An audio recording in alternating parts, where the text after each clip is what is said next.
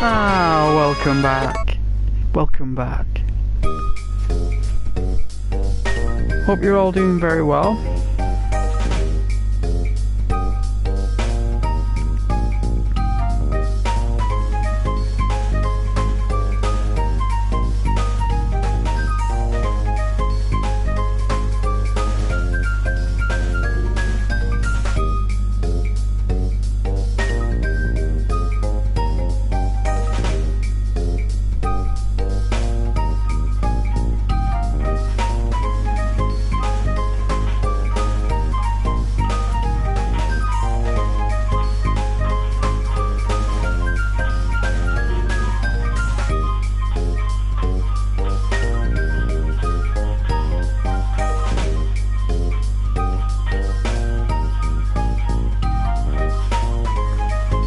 Starting this up soon, enjoy the tune.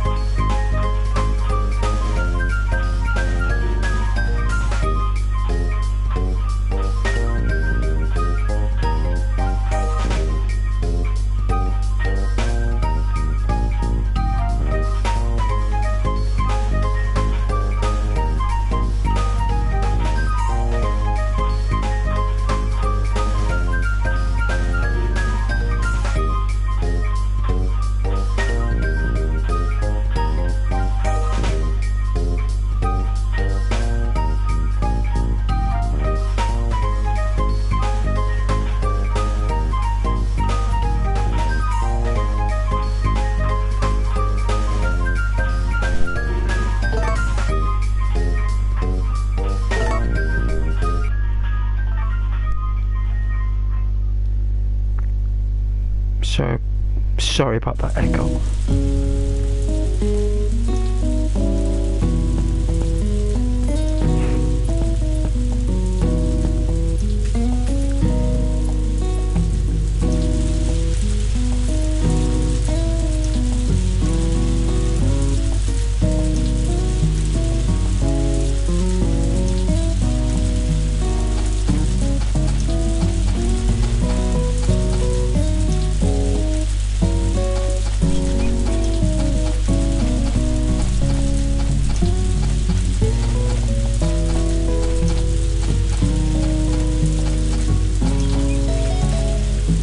We'll be making pickles in no time.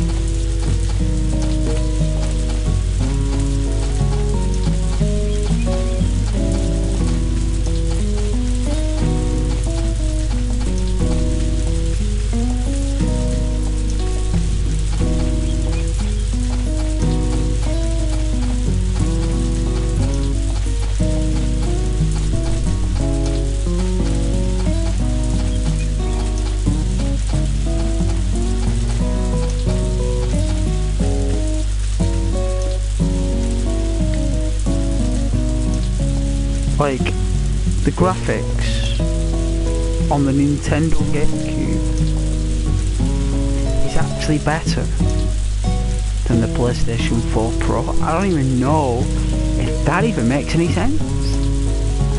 Right, because the map on the GameCube version is 3D, right? So that map there is an overhead version, right? On the GameCube it's like a three-dimensional perspective of the valley from a visual in the corner or something, you know, like, you know, I'd say, you know, where the river goes into the ocean. If you come further off the map down towards the bottom right of the screen, the perspective is from there, and you view the ballet from up there. And it's kind of like on a perspective from what an artist would be looking down at, which is exactly what it is. You know, on the Nintendo, it's a drawing, and it's beautiful.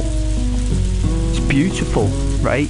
It's not like this bird's eye view thing. This is not what's on the Nintendo. So for starters, it's an exceptional effort, don't get me wrong, but I mean, I couldn't make that on screen, even if I tried.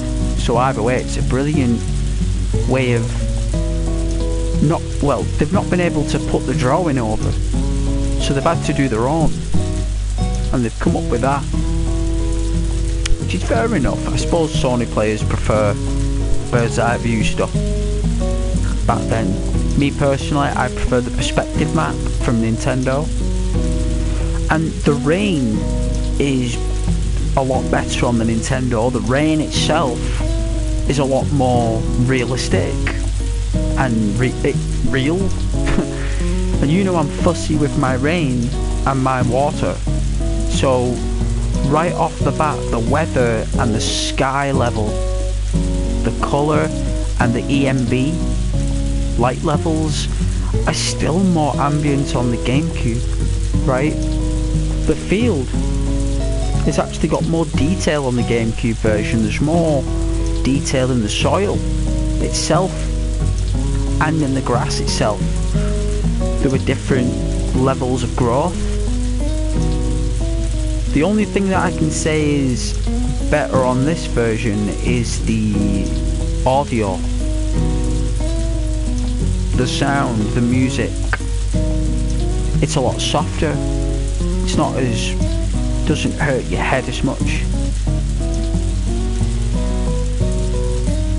and it's been remastered, the music. Apart from that, it's basically the PlayStation 2 version in 480p, right? It's 480p.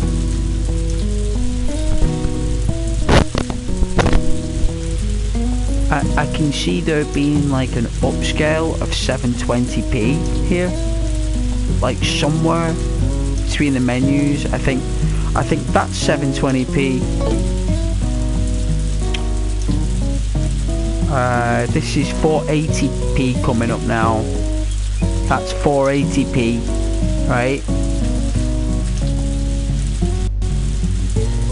And you see, the audio, click them for a minute. The audio stopped for just about half a second. That is the resolution switching between 720 now and 480. But what it did was, and we've got nothing to do with this, what it did, it switched between 480p, 480i, 360i and 360p. It dropped down to 240, went back up to 480, remained at interlaced,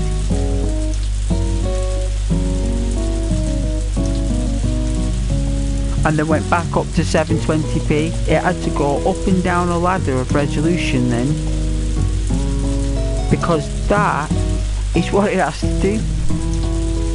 It has to go from 480 down to 240, P and I, all the way back up again in that order, back to 480i, not P, and then it switches to 720p. And that audio is the cutout, is the change between resolutions. And that doesn't happen on GameCube, because the GameCube is always running at 240i. And that's good enough, right? You're probably thinking, oh, that's terrible, Ghost. 420i? Who would want to watch that? Well, believe it or not, maybe on television it's rubbish, but for a computer game, back in 2003. That was amazing. 243 lines of information a second. That's incredible, considering we only had 8 at one stage. 8 lines for Mario Brothers. 8 running every second. 8 progressive lines per second, which is why you can scroll left and right. It's the only reason you can do it. There's obviously other comprehensive reasons now, but that it's all about P and I. And this game, this menu has been redone again. This has been redone again. I can tell because the woodwork, whatever that woodwork is there on the right, it's a palette. That on the right there, that's a palette. It's like paint. Look at the bottom. You see the paint? That is a canvas. That is supposed to be a painting game. No, that's a mini game, but instead they put items in there instead, right? And instead of putting your title of your painting on the top left, they replaced it with the season and the date.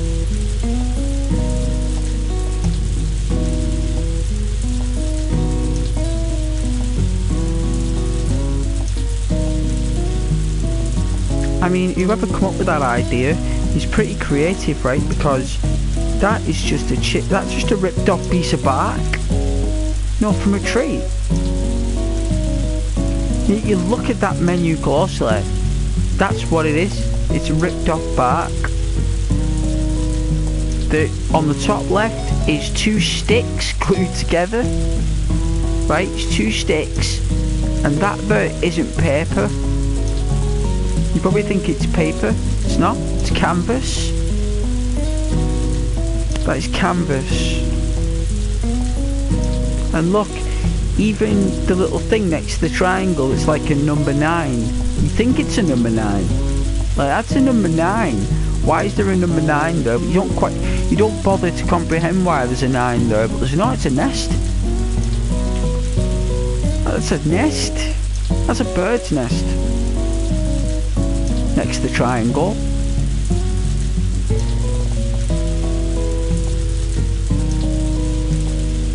And it's very creative, right? And look, the finger, look.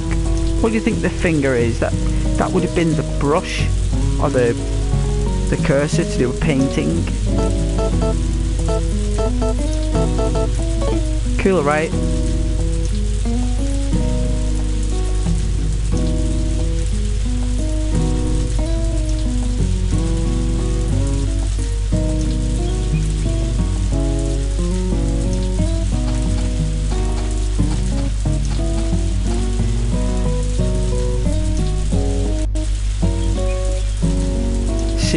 See it like there when I was going left to right?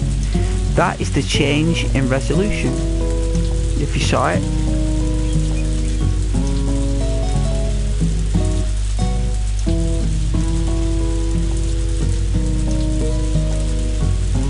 Even the PlayStation 4 Pro can't run this game. That's how good Nintendo are.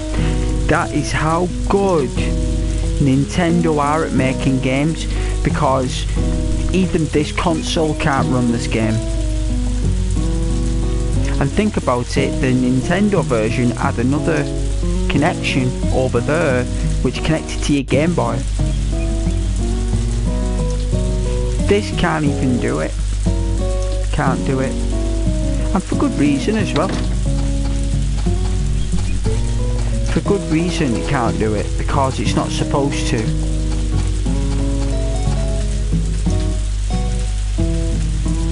The lake as well on the Nintendo version is blue and green.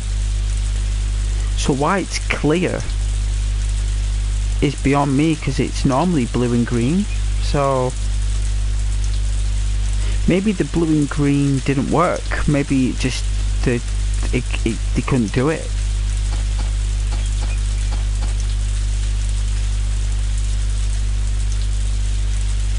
Like they couldn't make blue. You can see a little bit of the green there, look. Yeah, the trees, see a little bit of the green there. They've just done like a reflective thing instead. So instead of making it all green and blue, they've just stuck to reflections.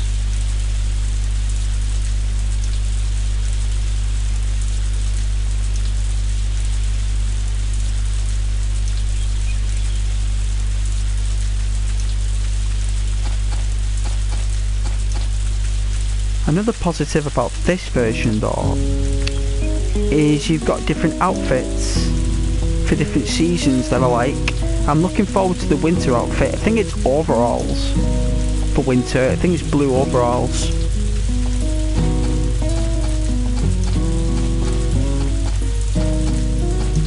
I couldn't tell you what autumn would be.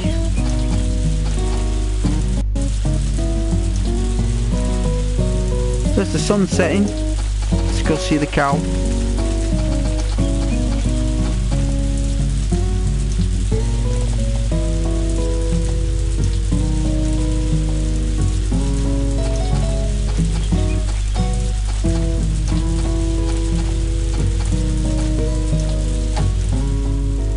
They kept the sound effects of the raining, that's good.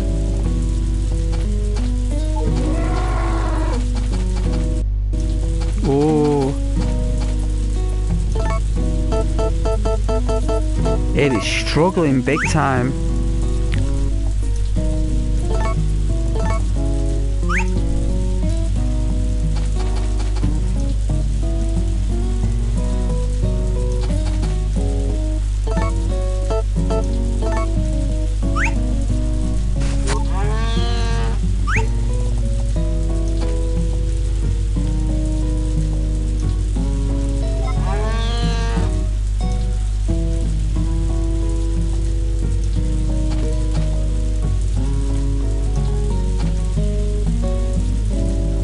Gone to sleep. I can't milk a cow when it's gone to sleep. There we go.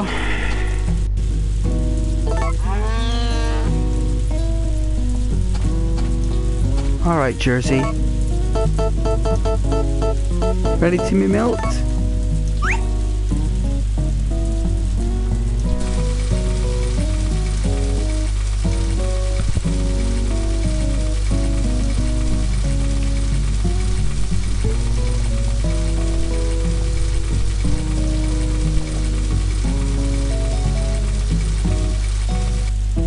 A lot of milk.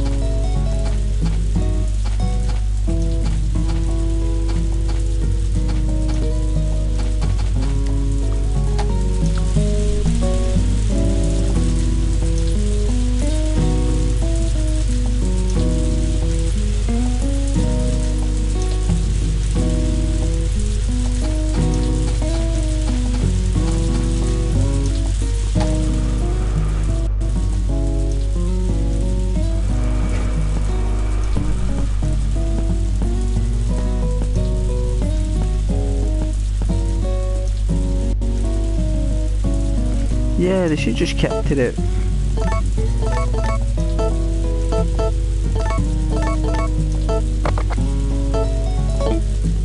Should just kept it at 480, I suppose. Like 480i. And just taking, like... Then again, you can only play the Nintendo version on the Switch. That's why... That would be why So Sony have gone, well, we'll just do our variant version of your game, and they've said, yeah, sure, no worries. And you've got stubborn OG gamer like me, who's set in his ways with the older version.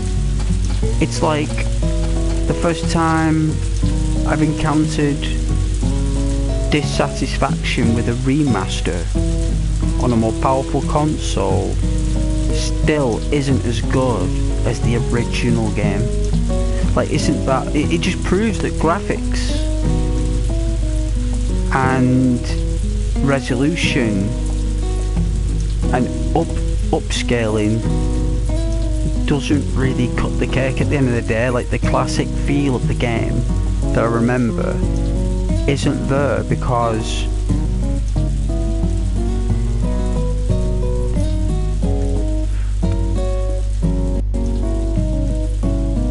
it's like, how can you give an example of it? It's kind of like when you get like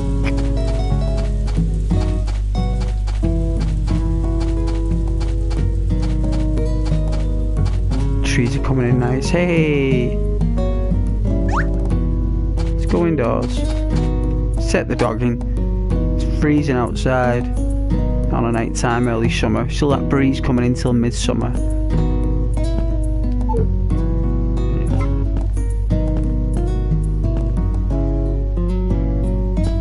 Oh, you want to go out? Alright then, no worries.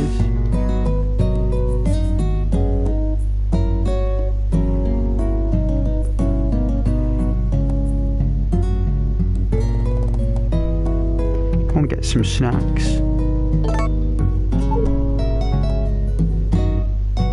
There you go. Oh yeah, alright. The dog wanted his bed. My dog ended up wanting that when he got older. Like after about 5 or 6, he preferred his bed than anywhere else. He preferred it. He was like, yeah.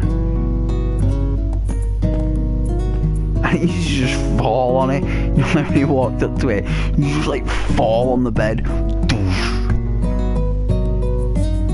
I was like, well, hey, someone's tired.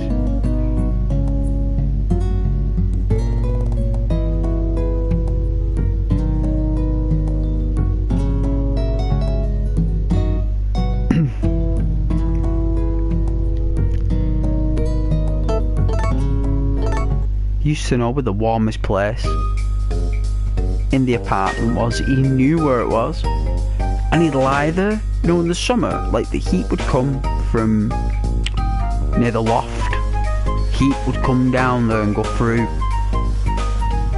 and if he wanted a little bit of a warm, you know, if like we're having like a greenhouse there where it's like quite cold, it's like warmer coming in from somewhere that's channeling. The dog knew it. Like, they're walking, you'd be like lying randomly in this place. I said, what is that dog doing? He's lying randomly there. And so until I put my hand there, I could feel the warmer. I was like, oh yeah, clever dog. It's like he's clocked on where it's warmly. No, it's just perfect for a dog. For a human, it probably won't work. Do you know what I mean? It'd just be like maybe a mild difference, nothing more. But to a dog, it was just everything that dog needed to get a cosy sleep. You know, it's like, clever dog.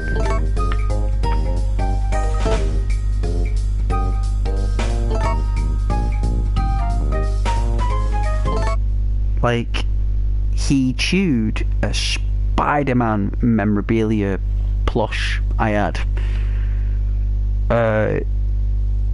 Oh, it wasn't worth anything, but I just liked it. I bought it years ago, and he chewed it, right? And I remember I was like, God, it was the first time ever where the thing I love one of the things I love the most destroys something else that I love, right? It was a very awkward feeling at the time. So I was like, no. And then I remember, like, years after he passed, the dog, so it's been years later, over a decade, right? And I'm on eBay, and I've been looking for this plush for like over 10 years. And I'm on eBay one day, and I type in Spider-Man plush, and the year that I bought it, and lo and behold, what shows up brand new from that era, that day, brand new on eBay for like, I don't know, it was something random, like $6.99, and it was no rehack or reboot. This was the real deal, and I was like, wow.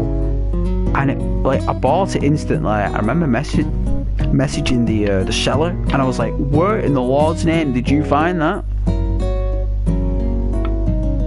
I think I did that after I got it, actually. It's after I received it. I was like, where did you get this? You know, where did you get it? It's like, oh, it was my dad's. It was my dad's. It's like, he has loads of Spider-Man memorabilia, my dad, and he gave it to him. He said, like, his dad must have got that one like I did, only my dog at the time destroyed it, because I had it on top of my couch. It was like, it had its place, this Spider-Man plush. It was a big deal, and this dog just devours it. But I did get it, and I've got it right now. It's back on my couch with not a dog to devour it. It's there.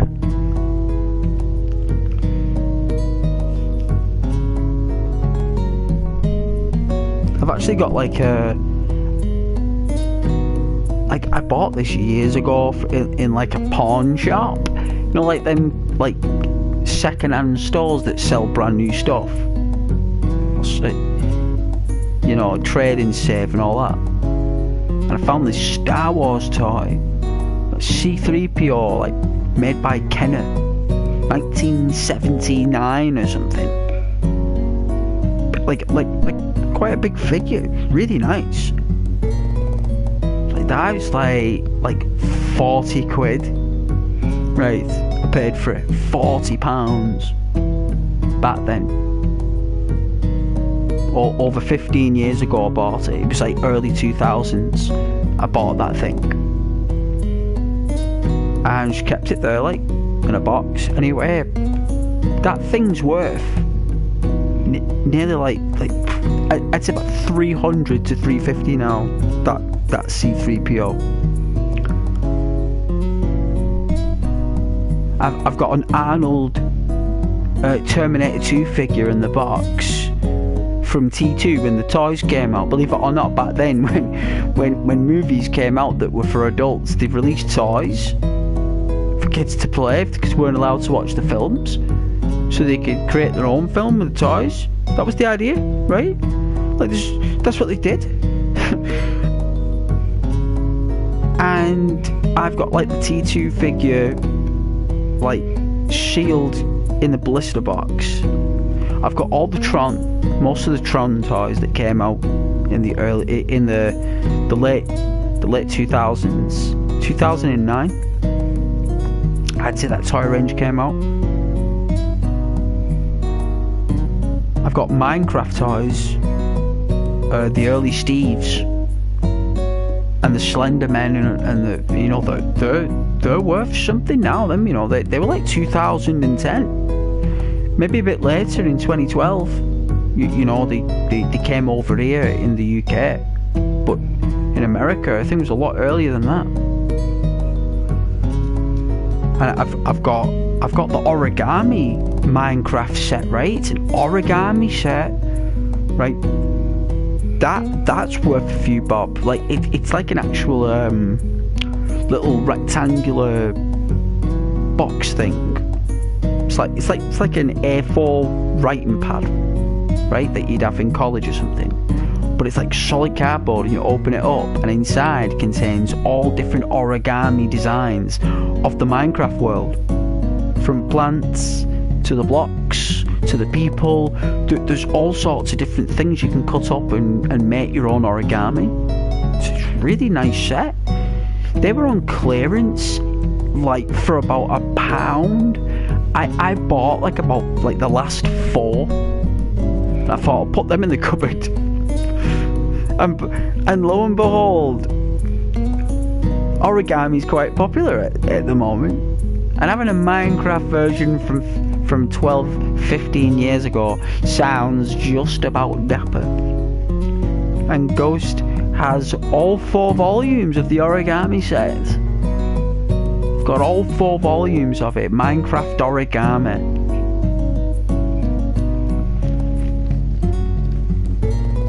Worth a fortune. So I think it's like £100 at like collector's value for the origami. And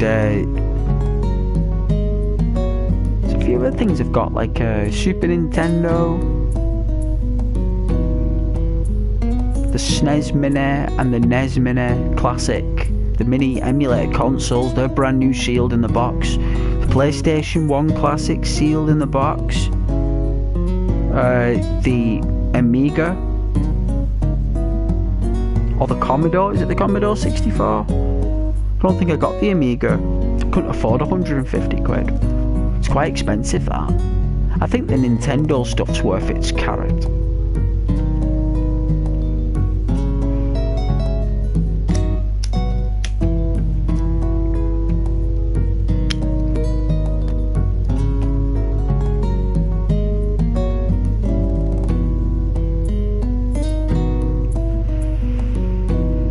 Got a really nice typewriter, like an old-fashioned typewriter.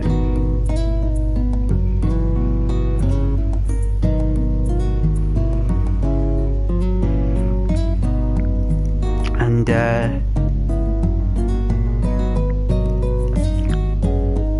all I need is, like in Resident Evil, an ink ribbon. I need an ink ribbon and can type some letters.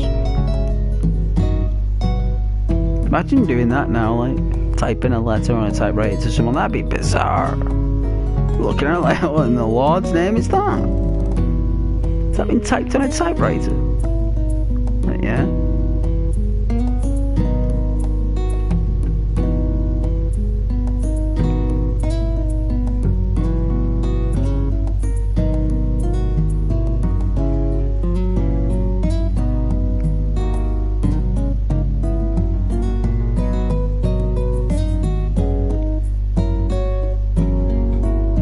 I've got like a pack of cigarettes from 1987. They were my uncle's. He said he was fond of like buying things and keeping them, you know? And I do the same thing. I must have got it from him like when I was a kid. And he gave me like a pack of USA Shuttle cigarettes, and I've still got them. He gave me a pack from Egypt as well, which like got this beautiful design on it. And these are like cigarettes, and I've still got them, like they're not even open. Like I've got them. I bet if I cracked them open, they'd taste like a blast. It's like 36-year-old cigarettes. Nearly 40 years old, those cigarettes, you know. If you can smoke them in Fallout, you can smoke them, right? I bet they taste so bad. Oh, I bet they taste so rank. You know what, when you're desperate, who cares, right?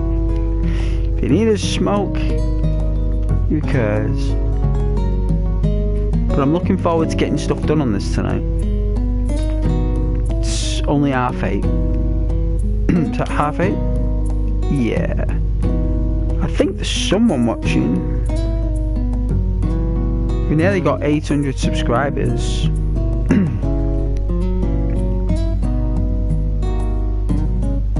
Nearly did it. We've had no likes though. That's a shame.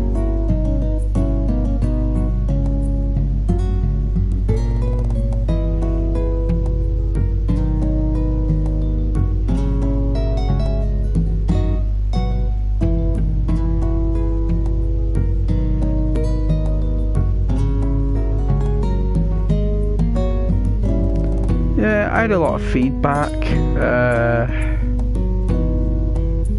on this game.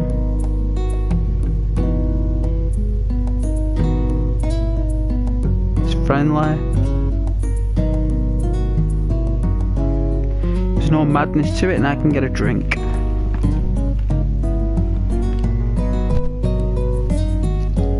I think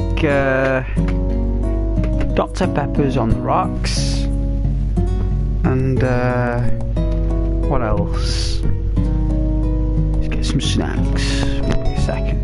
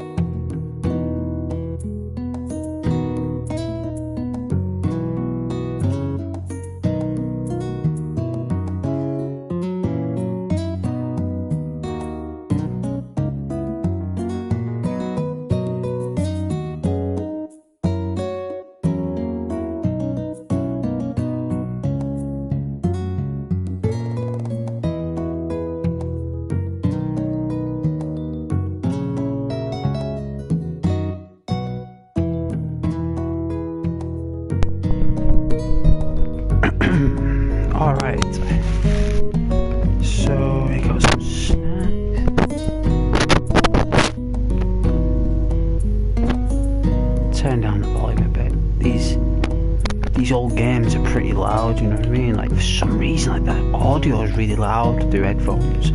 I guess back then they focused all the audio channeling through the music, you know, because that was more advanced at the time, or you know, probably more easier for the headphones to, or even the TV speakers to compress, you know what I mean, to pulse out that frequency. It must be really easy.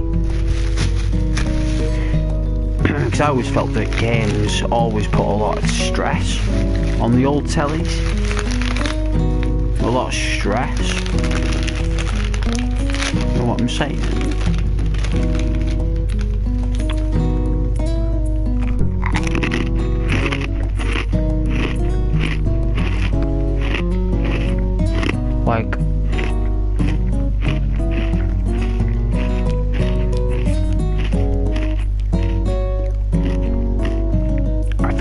think games took a lot of life out the telly. Which is why I think that parents, mums and dads started to purchase smaller tellies for bedrooms and things, so they play the games on their own telly.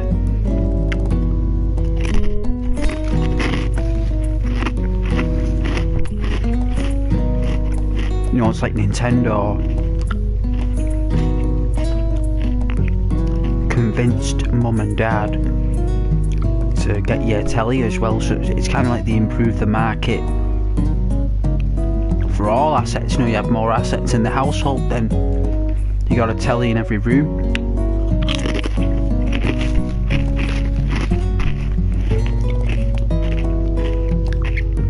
Now today you want Wi-Fi in every room, you know.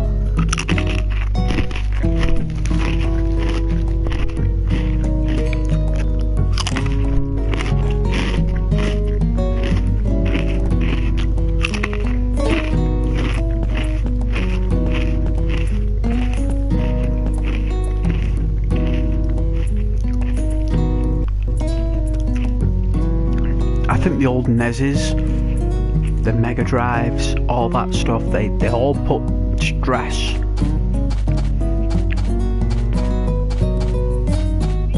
used to break tellies, you know, on things. You had to use like an RF cable, like a radio cable you used.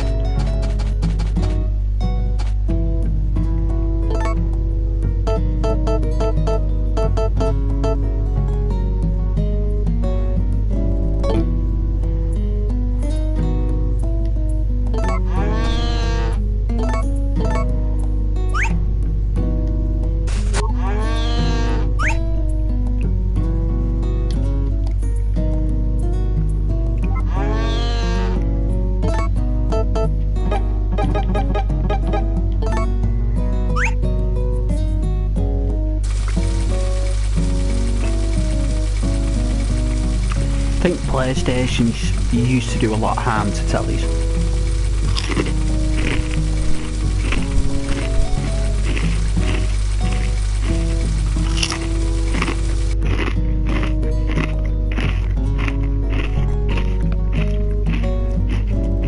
I've had my TV now nearly 6 years.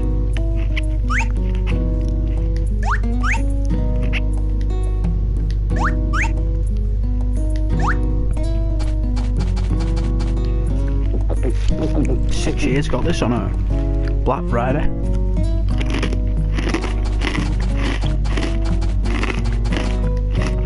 There was only telly left.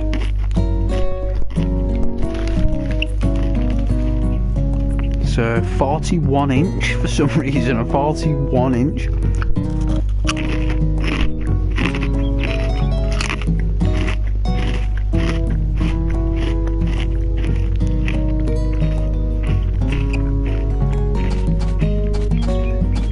Said to the guy what he got left for Black Friday, he said this. I looked at it there, like a 41 inch LED Samsung.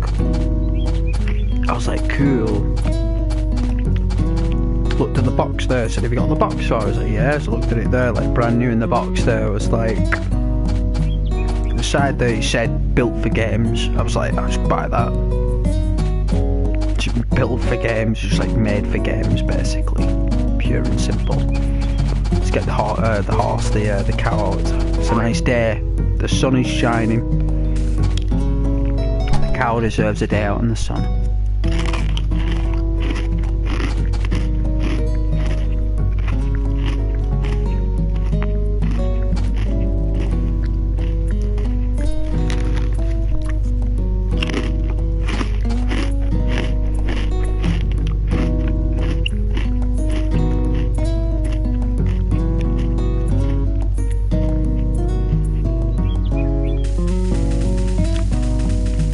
What you want to do in the morning, like before you get your horse, because you'll be able to get around quicker, is that you've got to, how can I say, check for any,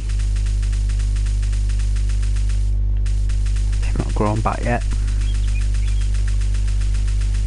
so they've grown back, I think.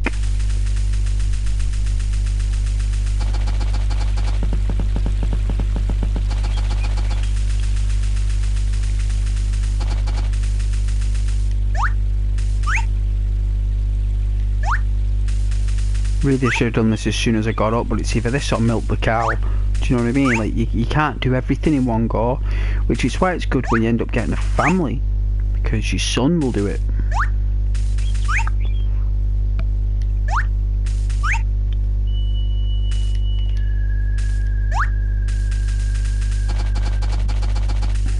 He'll do it for you.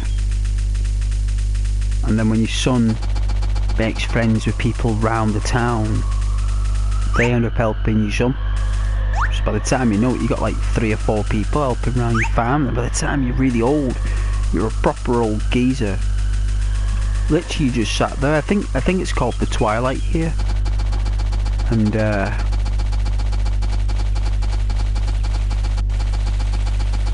it's a lot of popping still. The PS2 was renowned for popping.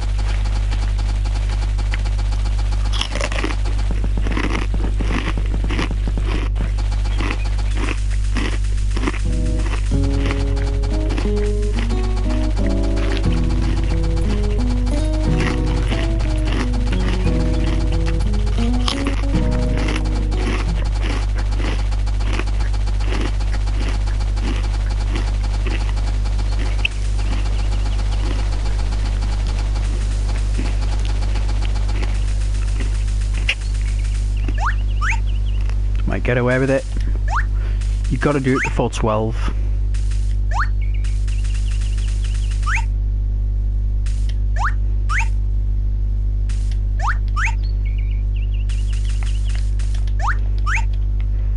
Oh, 2 I missed out on. There we are.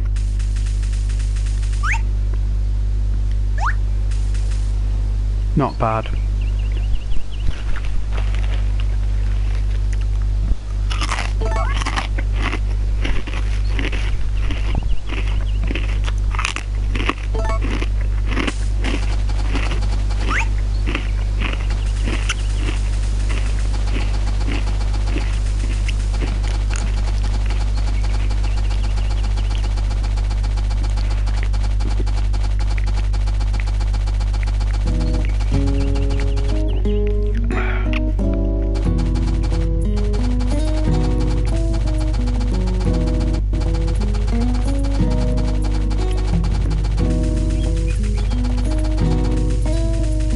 They've still not grown back.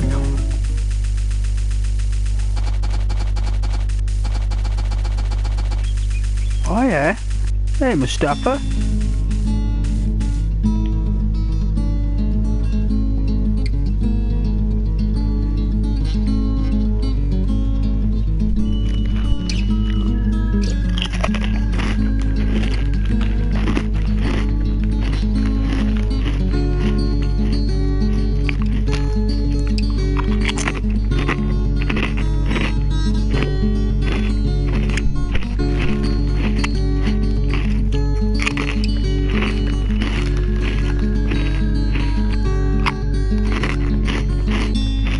Take a picture.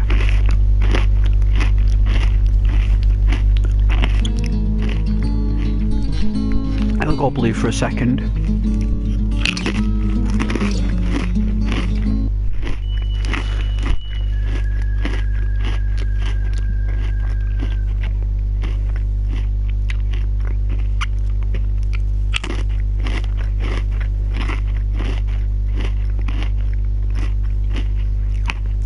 He plays different music different times of the year.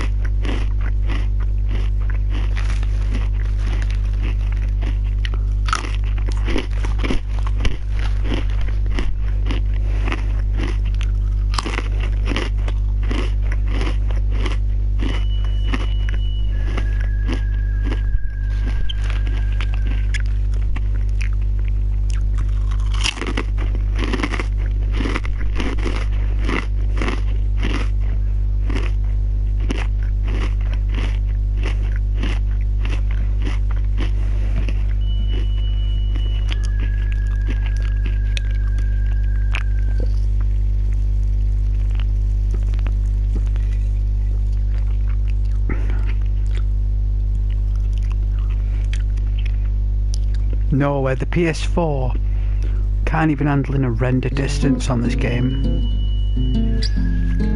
That's a compression issue, that.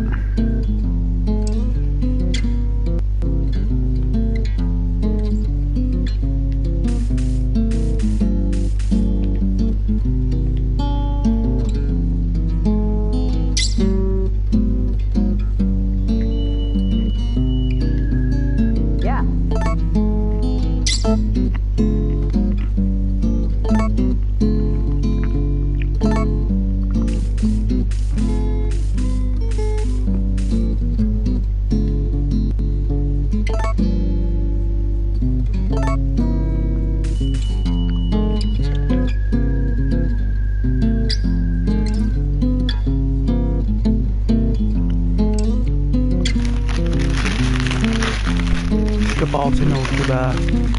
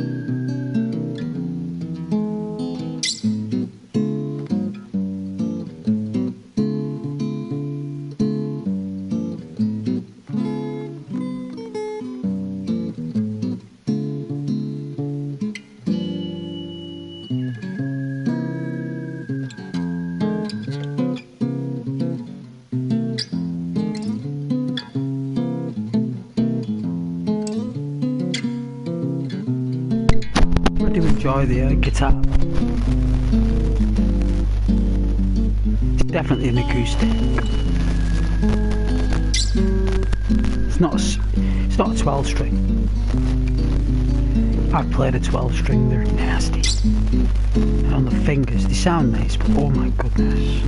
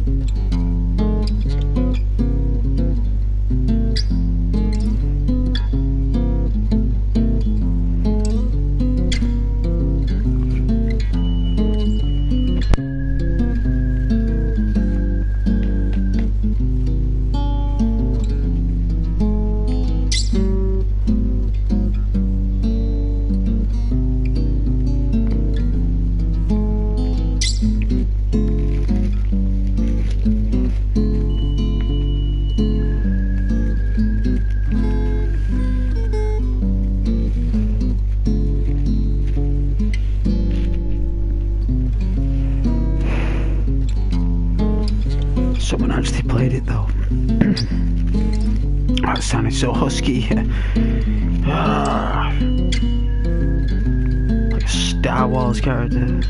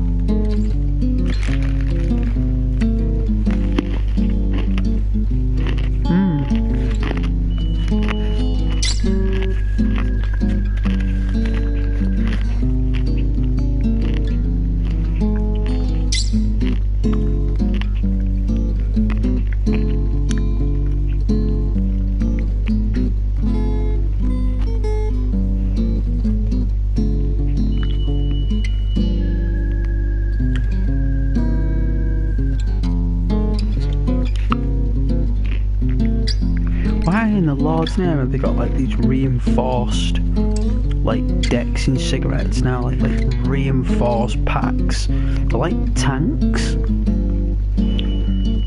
I call them tank packs. That's basically what they are.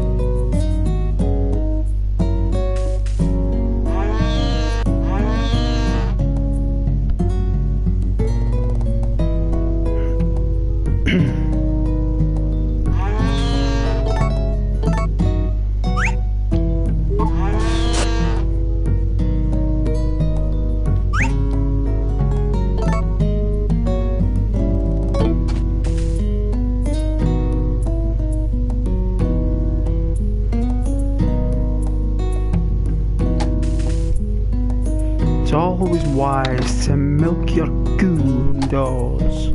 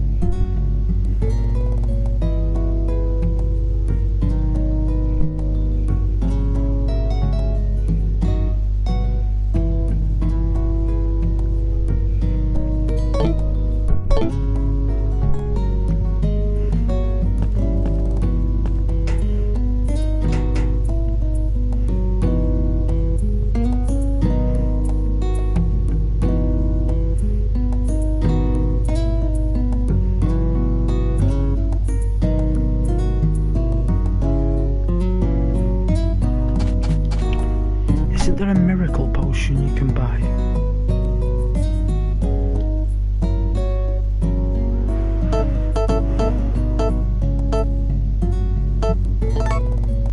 Order form.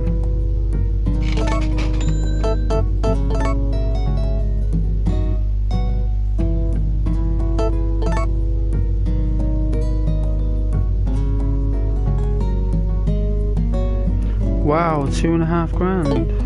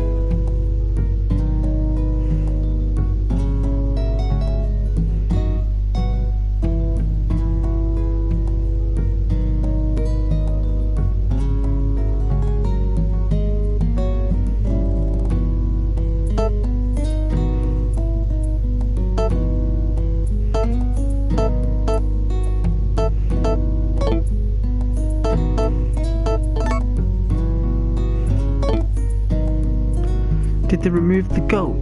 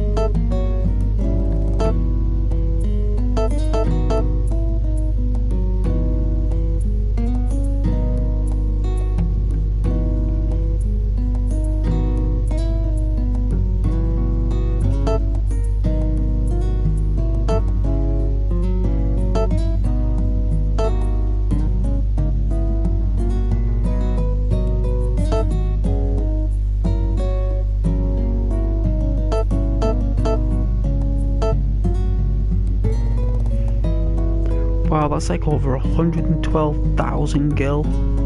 Wow.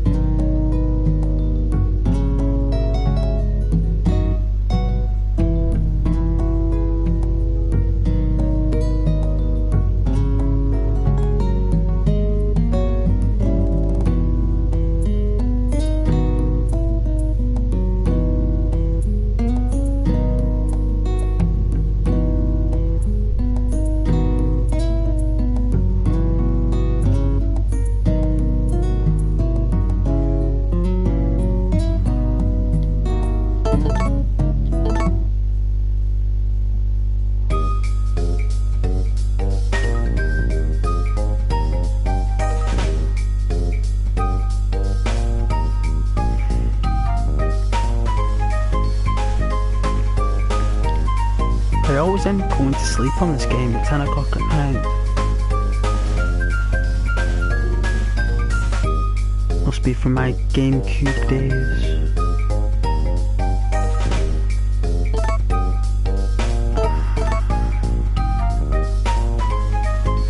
Hey Freya. Hey. One more sub to go. Oh, thank you. I did notice that.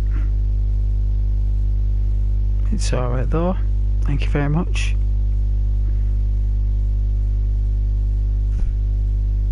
Hope you like the bubbles.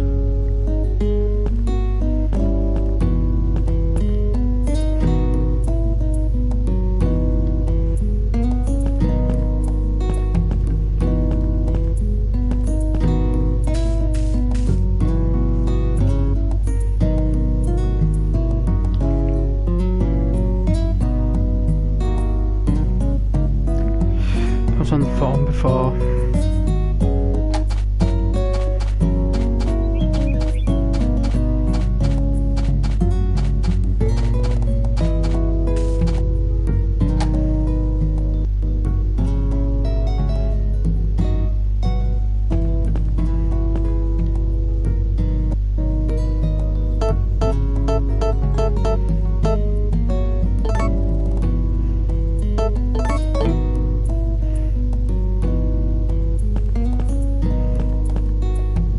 I love my little shed.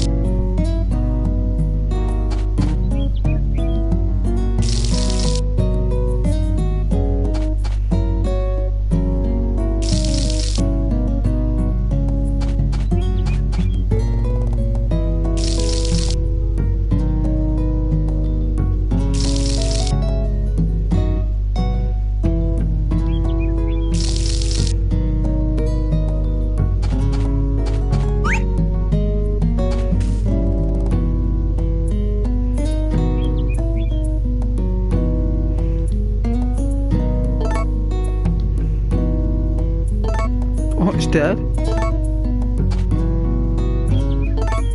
The heat? Wow.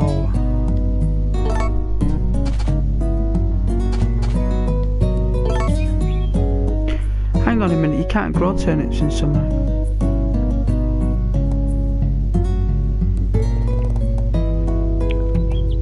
You can only grow turnips in the winter and the spring, right?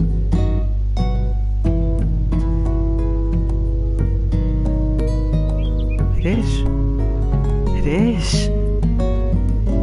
I'm a season too late.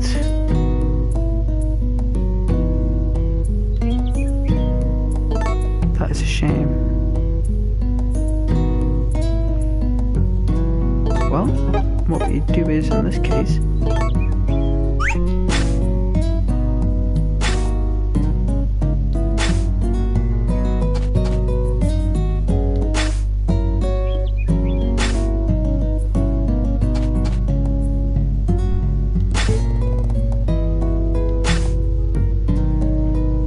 I bet you need to buy fertilizer on the PlayStation version.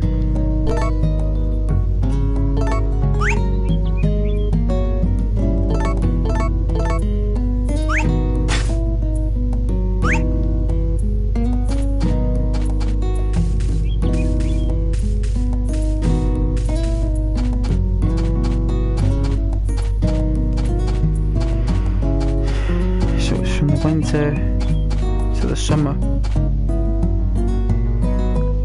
with turnips. Turnips don't grow in the summer. So basically what had happened was, yeah, it went too hot. The temperature increases on the 4th day, you see.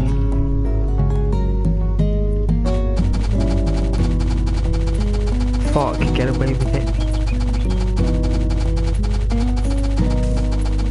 Maybe when I get the seed maker and I add some tropical effects to the plants.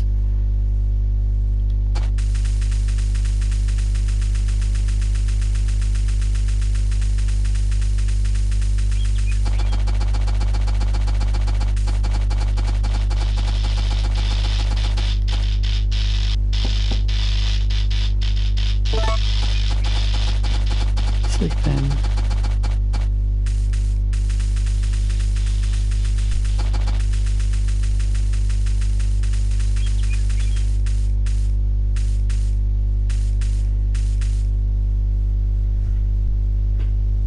You're running. I am. It's fun. On this game they're running, right? Look at it. It's the, you know, it's that fun, relaxed.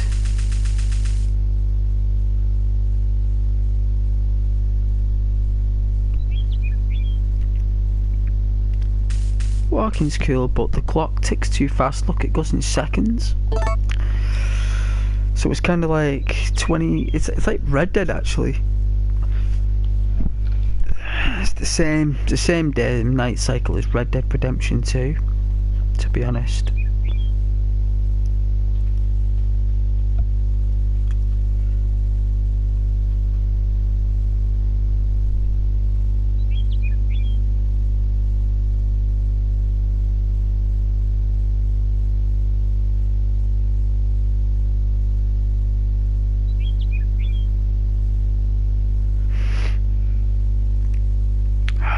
Like I nearly sneezed twice when I was playing them, and it went away twice, and it's created like this congestion in the right nostril.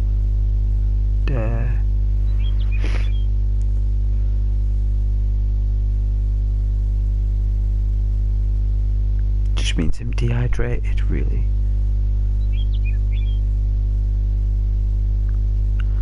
Or thirsty.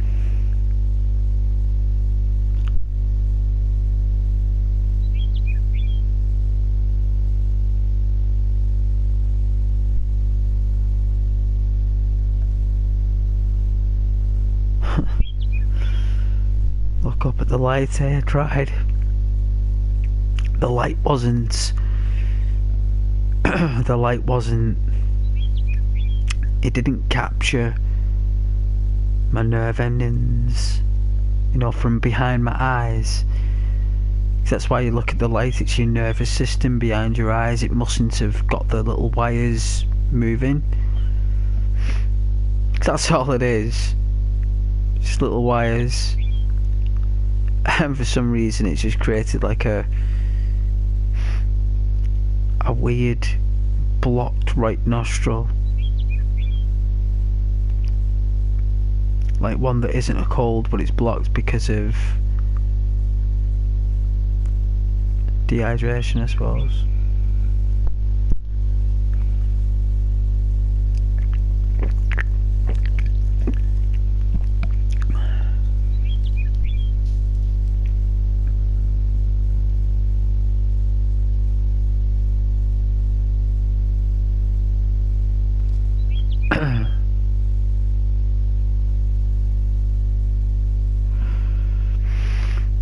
I think it's coming away.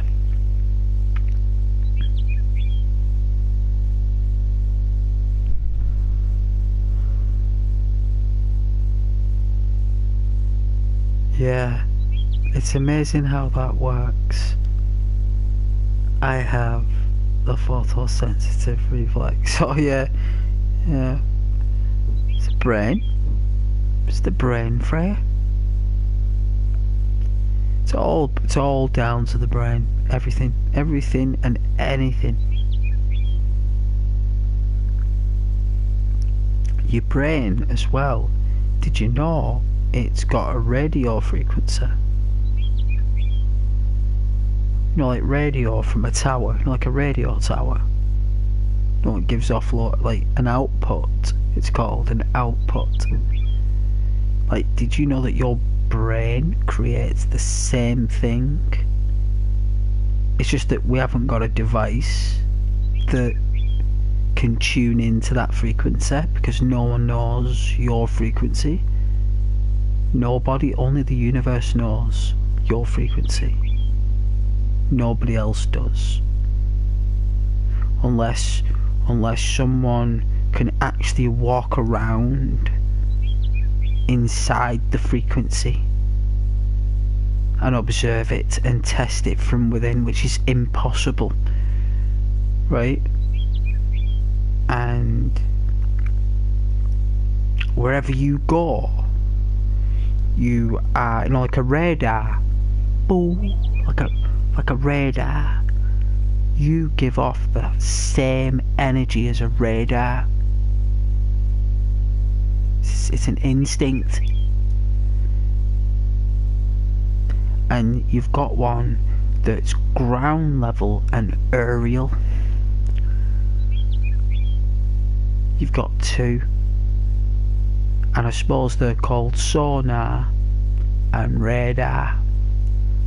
We too, also as human beings, have that technology already built in us. It's just in a different, like, technology. Like no one's created anything that can read it. Only an animal can. So like a lion, a tiger, a dog, a cat, a gerbil. Only they can tune into your frequency, because their actual brains as animals are still in that frequency. They're still in that primal frequency. They do not have any comprehension of like equation.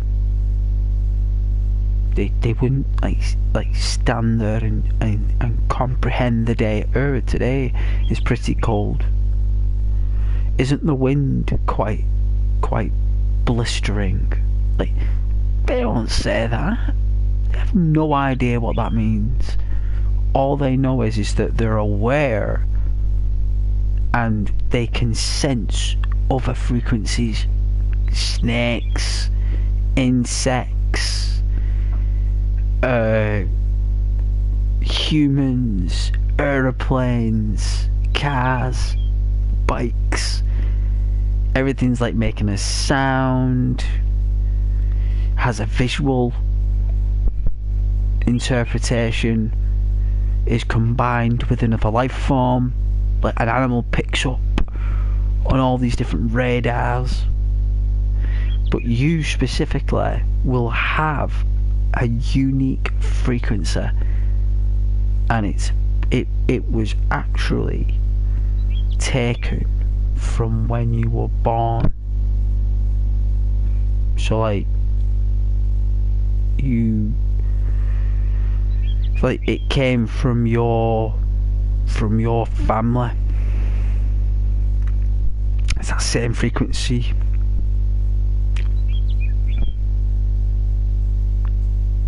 And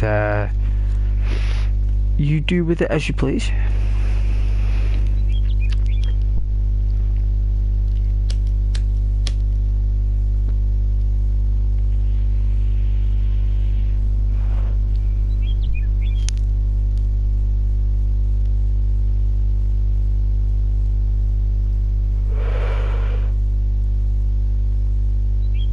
It's so like the universe can keep track of you, where you are in the cosmos.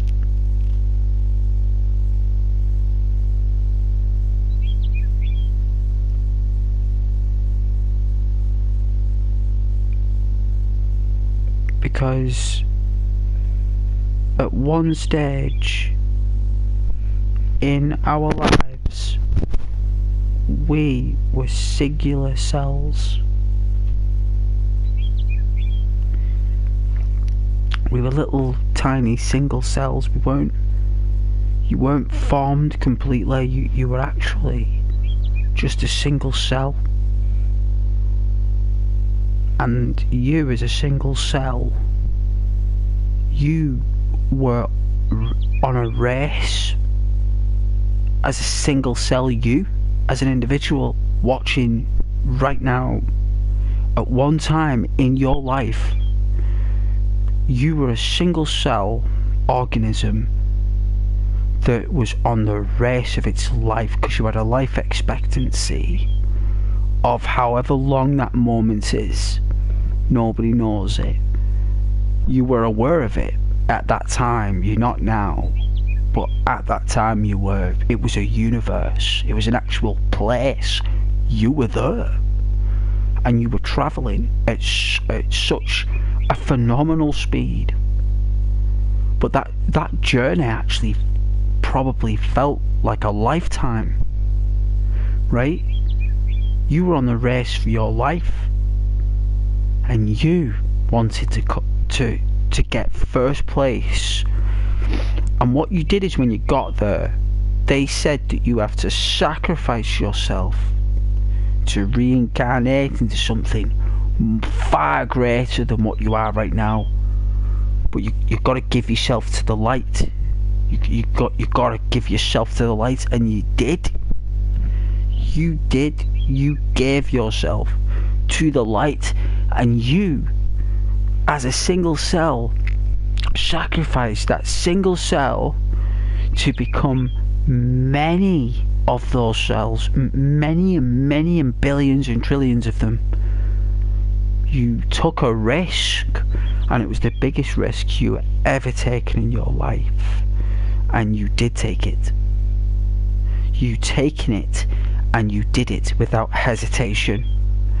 And here you are right now. That single cell is a part of you walking around right now. It is actually you. It was basically the very first part of you that became your brain, basically. Like, it's whatever you became, whatever you are as you are, you duplicated. You duplicated, and you became what you are now. That's how significant you are, and because of that process, you have developed a frequency with the planet.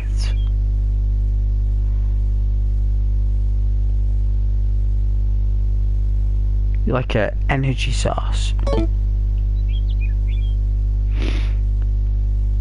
think my nose is calming down.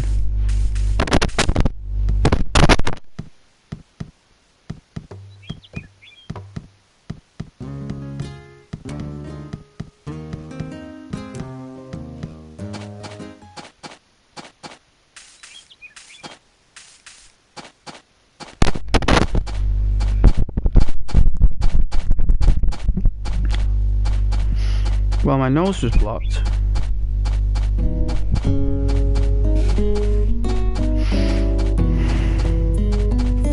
Me personally, I think it was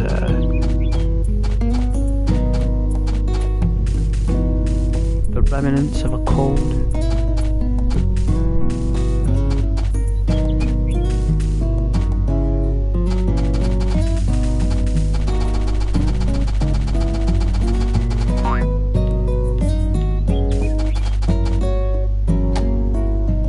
I don't think I milked the cow, did I?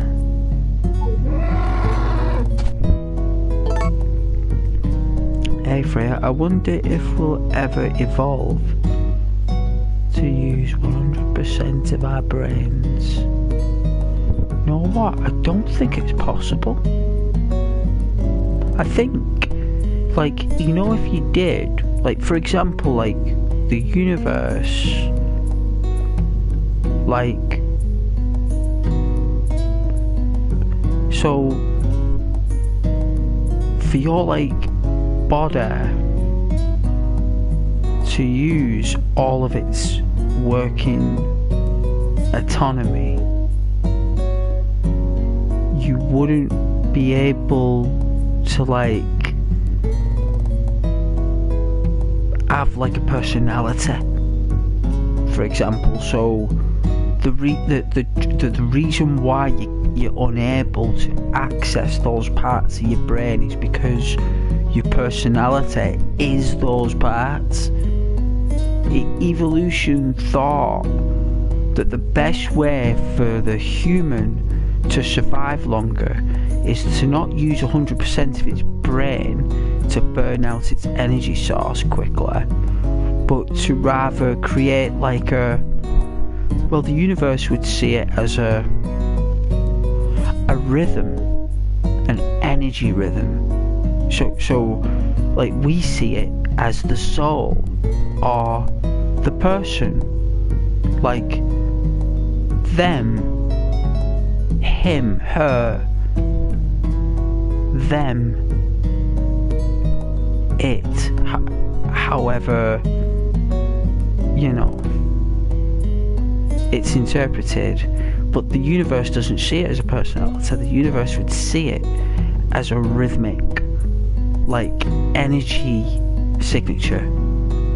So instead of it being too much and burning out too quick, it can create a glitter effect to the energy signature, like a fancy glittery light. Like it helps the universe probably, you know, enjoy its creations by not actually creating 100% like access wielding energy ball, but rather something that has its own little dance, like its own orbits and its own conflicts, like its own inner conflict, like it's in a fight. Universe likes an energy to have an inner fight, so it's probably better that we don't access those parts of our brain, because if we did, we probably wouldn't be who we are. We'd just be constantly meditating, because we'd be using so much energy, we wouldn't be able to communicate the way we do as primates evolved into Homo sapien. We wouldn't actually have a social network. So currently, yes, different parts light up. Of course they do. Your entire being does. No one has that optic. If we could see the energy going on in people right now with a special lens, you would not believe what you would be seeing. It's like, you know, like we see galaxies in the cosmos, you know, through a telescope. We look at like stellar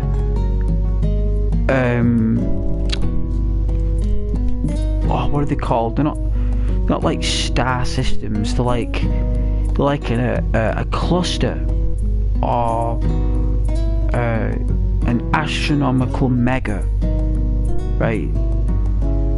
Where you see a bunch of stars together and they ooze off like a palette of colours, and we can observe that through our technology and put it into a visual language, can't we? The camera does that for us. It will do it in such a way that it will captivate our attention. That's why the camera's still around to this day. It's built into our smartphones. It's a special form of lens, so if anyone had a camera that could see the energy you're giving off right now, you would look like a galaxy, a nebula. You would be walking around and you would be giving off colours of purple, green, all sorts, blues and greens and purples, blues, browns. It would just be like a, you know, like a flame. You know, like the way a flame in the wind, how it reacts to wind, the flame. That's what your vibes and your energy gives off. How the universe sees us as walking flames, like as you'd look at a gas fire, or you'd look at an abundance of energy giving off heat. Like it looks beautiful, a fire. That's why I sit and watch fires. They're beautiful, right? Well, the universe will see that with us. We're like a fireplace or a galaxy, giving off loads of colour and vibrancy. It's beautiful for the universe to observe us.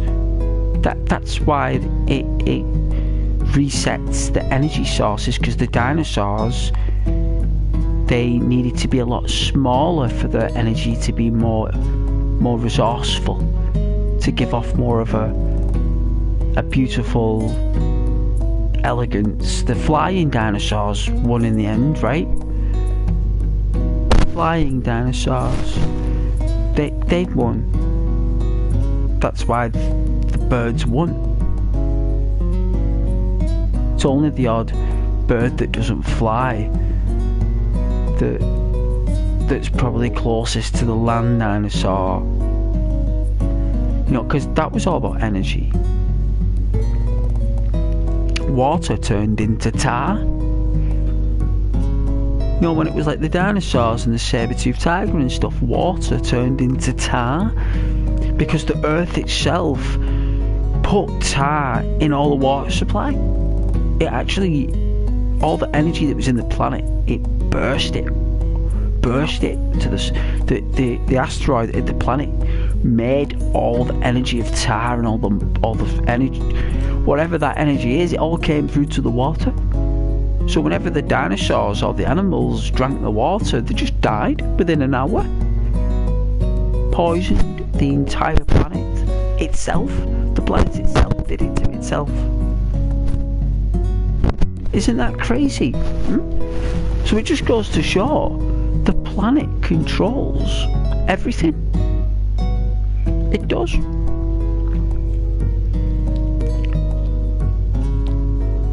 And who's to say that it's not some kind of reaction that causes those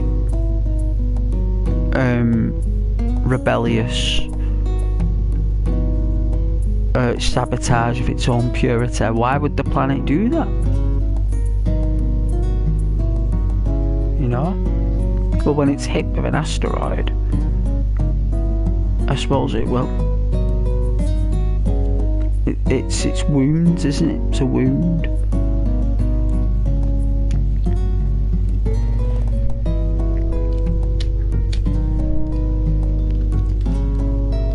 And it's all about energy.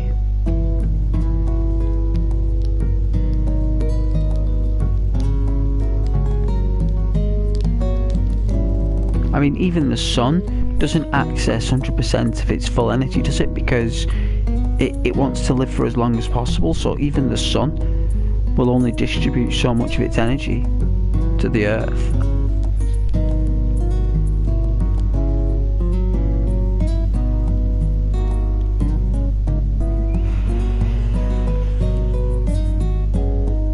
And what is amazing though is that the sun, she bursts out energy the most when we are in its vicinity. So when all the other planets are there, it's like no activity hardly. It's only when we come into a vision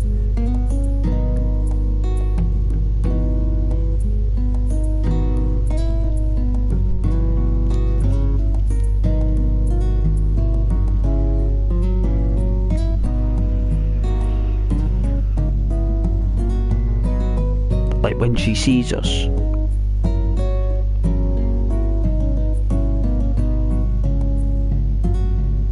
In the right place, she'll release her energy. She's like, oh, there's Earth. Release energy. what solar winds happen, because she knows that we are in the right place when all the other planets are not there, you know, like behind us or in front. She'll wait until she has a clear, like, corridor and like Earth suspended in that beam of light, and she'll aim at it with a beam. The sun, she aims at us with a beam, and she'll throw that energy at us through that beam. She'll create a beam. We've actually seen it. We've seen the beam that she makes. She creates this beam that is constantly there, Freya. It's there, you gotta see it. Like the Van Halen belt round the planet detects the beam that she holds us in. So, you know, like a tether. So we are constantly in a beam of the sun's light, and in that corridor of beam that she makes for us, that's where she throws all the energy through. That's why it hits us quickly and efficiently through this beam. That's why it's not thrown. And all the other planets don't seem to have that suspension. They don't seem to be suspended in that corridor. It seems to be just us. Isn't that incredible? Stingy when it comes to beaming. Is that where you are, Ireland? Probably. I'm talking more solar. More solar. Hey Dan. I love Donatello from the Turtles. He had the best weapon. I'm doing very well, thank you, Dan. Playing a farming game.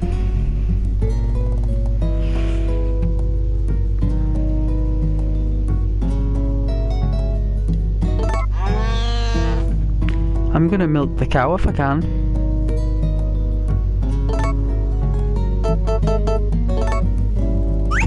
I'm gonna brush her, 'cause she's gonna stop giving milk in about 6 days. Give her a cuddle. And then give it a milk.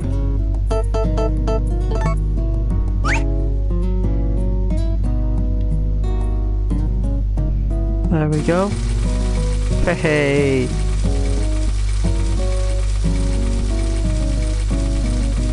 It's a bit late. Might be able to milk her at 7:30.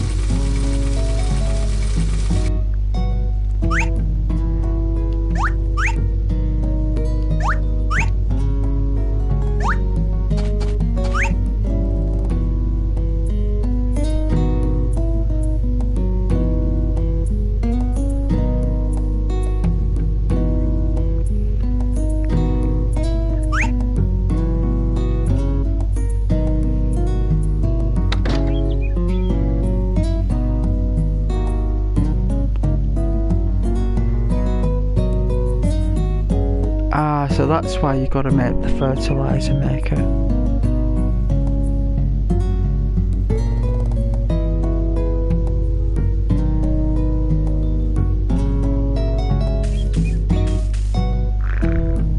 Oh, we're hungry. Well, that's why we've got our fresh milk.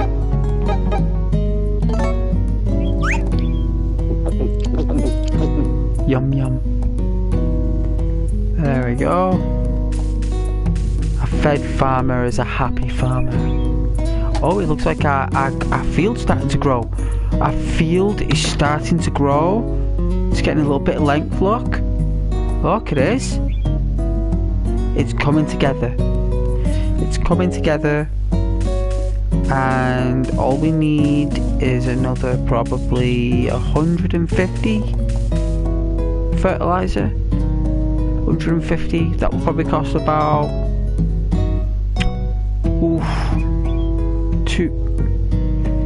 10 is 2 grand, 2 and 4, 2, 23,000. 23,000 girl. What's that over there? The wood over there. That looks like land that seems to be able to.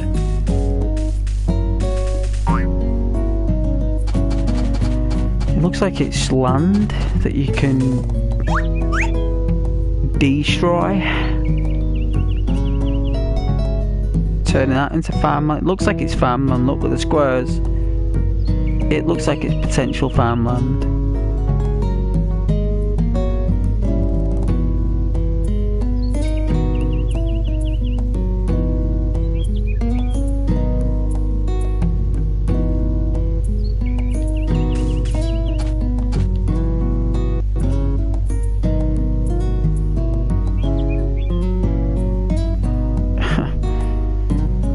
Look at that Japanese dude. Look at him there with it. Look at those eyebrows. Those are the best eyebrows. He must be 44. I'd say, Freya. I'd say he's about 44.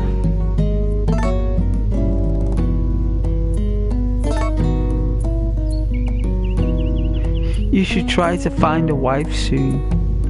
It was always your father's dream for you to run this farm with your family. By the way, if you try showing lots of items to people, they may tell you some interesting things. Oh yeah, sure they will. Especially when it's gold.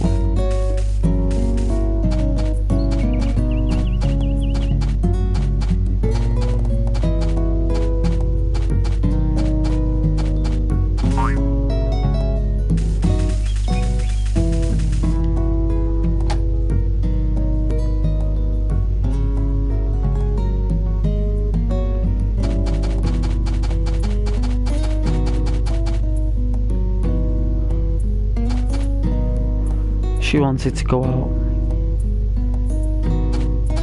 I know, right? Find me a wife. The cheek.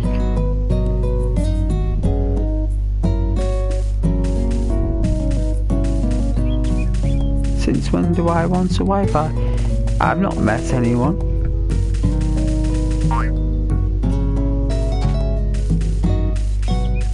Maybe if I yodel on the hill, I might find a wife.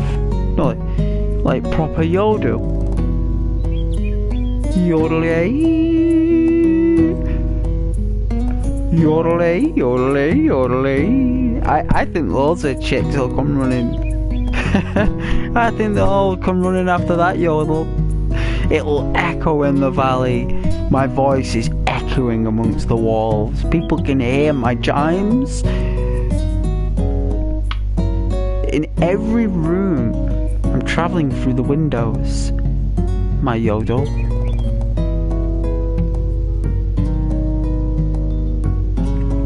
I kind of like, oh, here's one, look. Here's one. She heard the yodel. She wants Summer Ghost. Well, she's welcome. She's not too bad looking her actually, but she's married. Maybe she wants a young buck. A young buck.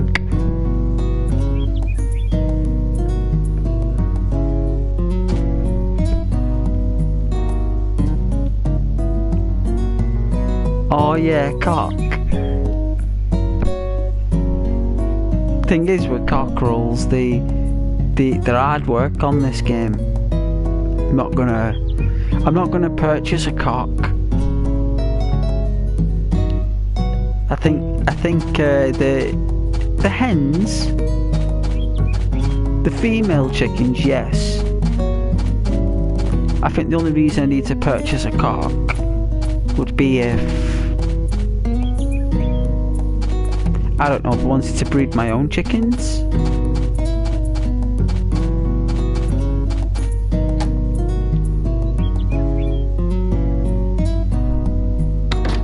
Ah, the sun is setting. Maybe I should give her some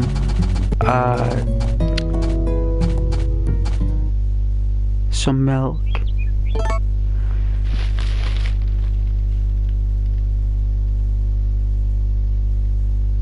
See, the only chicks that came running were the chickens.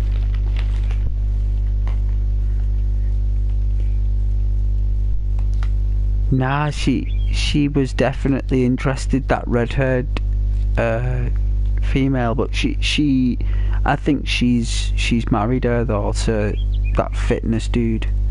I think in a couple of years, like, he ends up getting like a job, and like people end up moving into the valley, like new people, like people move into the valley, and on the Nintendo version, it's such a good game. Like, I might just buy the Switch, just so I can. I'm sure you can stream on the Nintendo Switch. I'm sure you can. Sure, Nintendo have a streaming service. I think you got to pay for it though.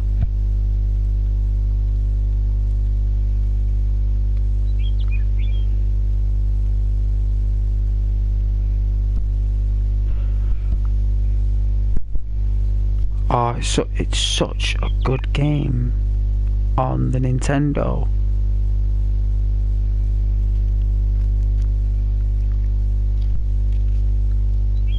Maybe I'm just used to that version. Like I said earlier, it's better graphics as well, even though it's like 20 years ago.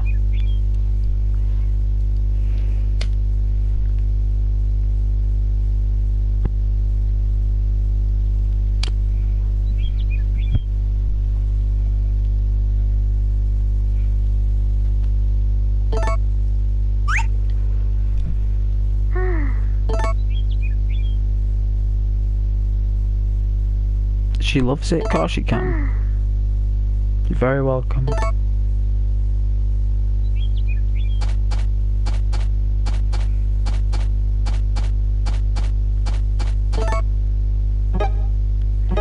I think Daryl likes the skulls. I think he does.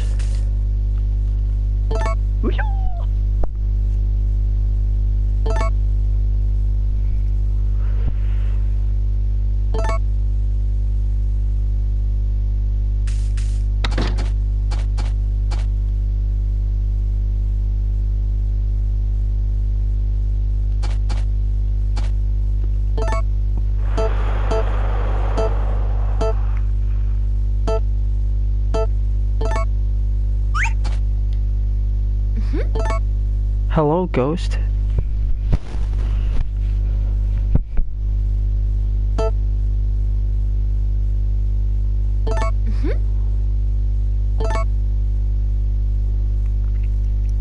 You're very welcome.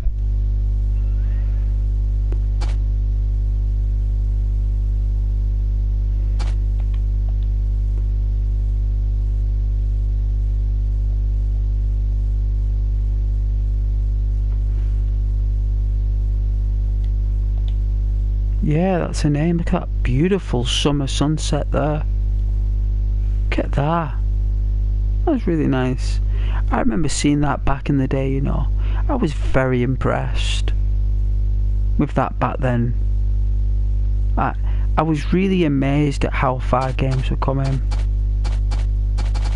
Oh, there's Nina. What do you like? Oh, Nami. Nami. She's like this. She's like a girl from Tokyo, but like she's into like arcade games, and she's into like Japanese metal or something.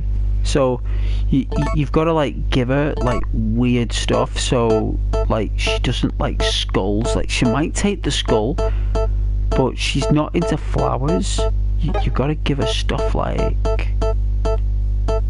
food.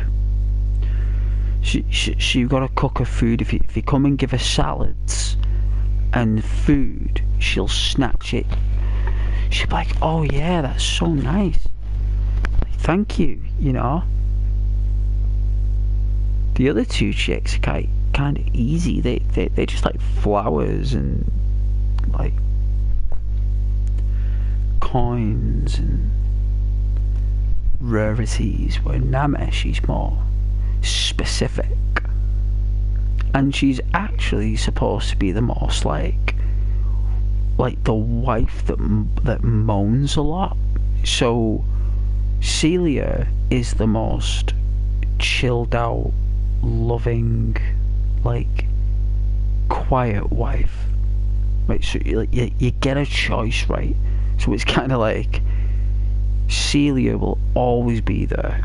She'll always be there for the child, and she'll always put you, the child and the farm first, and she's always there to support you if you're running low on money. She knows how much money you've got, she knows what you need to do to improve it, and she contacts the sprites if you're struggling, and if you're unwell she gets the doctor. So she's quite a lovely wife.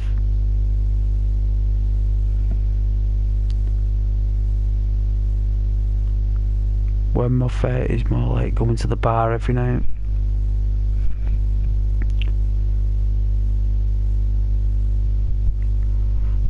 BRB, Burb. Yeah, well, you Burb.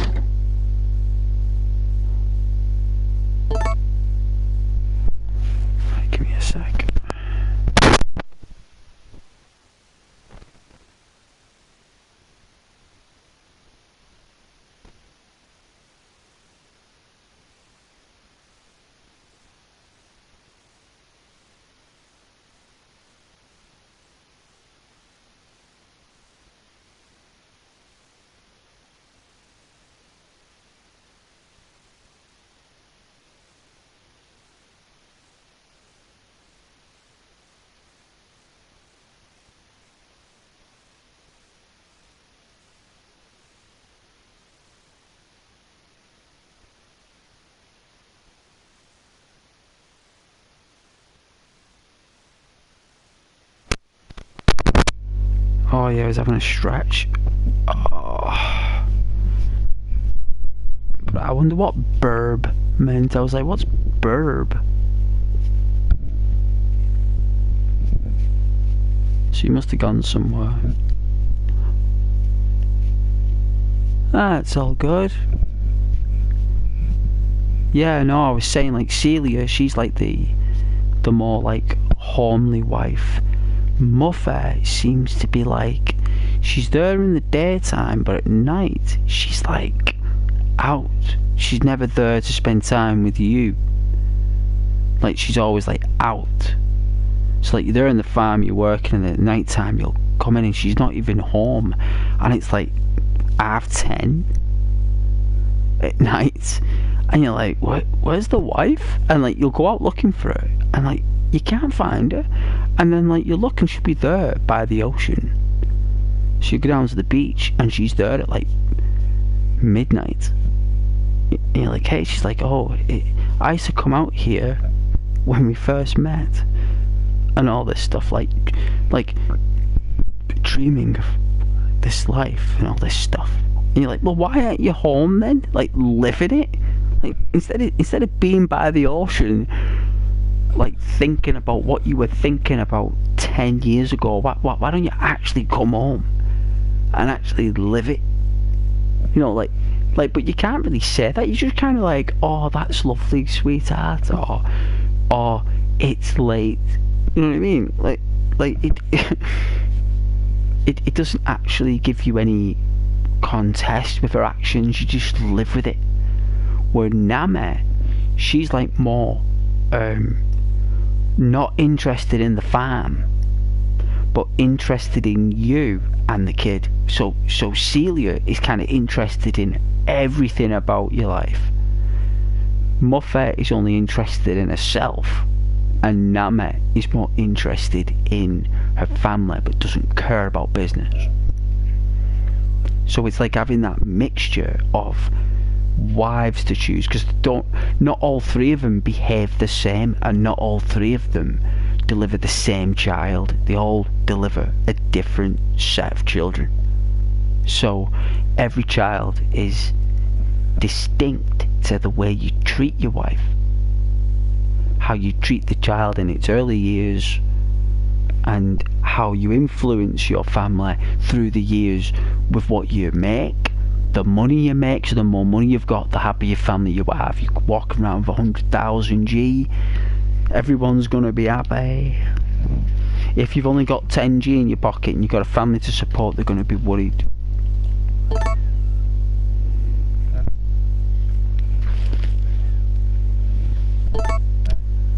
Muffy the Ghost Slayer, she's definitely a challenge.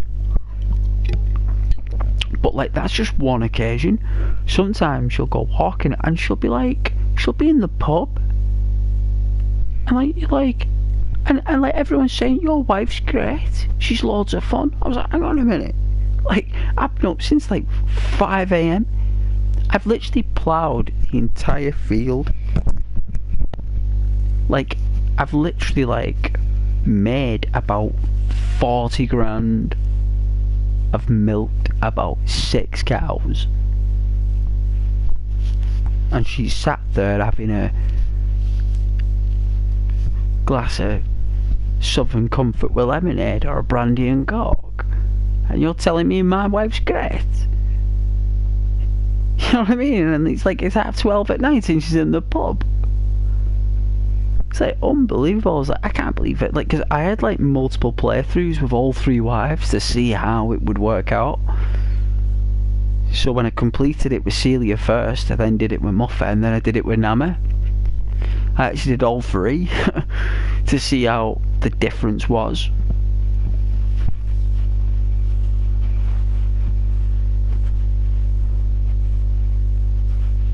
I noticed that Nami would say sometimes when the kid got older, I'll be out of town for a few days. So like she just wouldn't be there for like 2 days. Like, your wife's just not there and you don't even know where she is. There's no telephone. So that was a bit strange. Whereas Celia will always be there.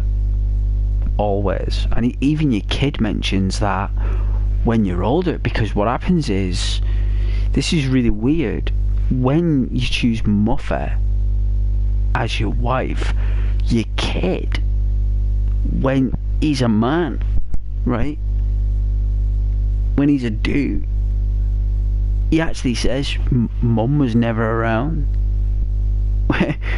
You know what I mean? Like she, you know, like on an evening, I used to see Mum go out a lot. Like, they actually remember.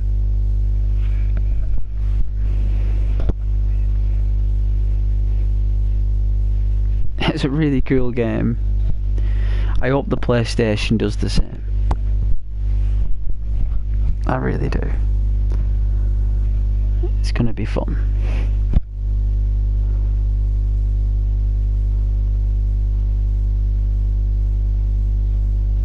But I'm giving this guy's wife flowers.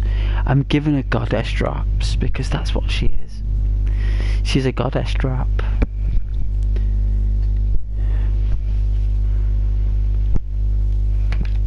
And goddess drops deserve flowers.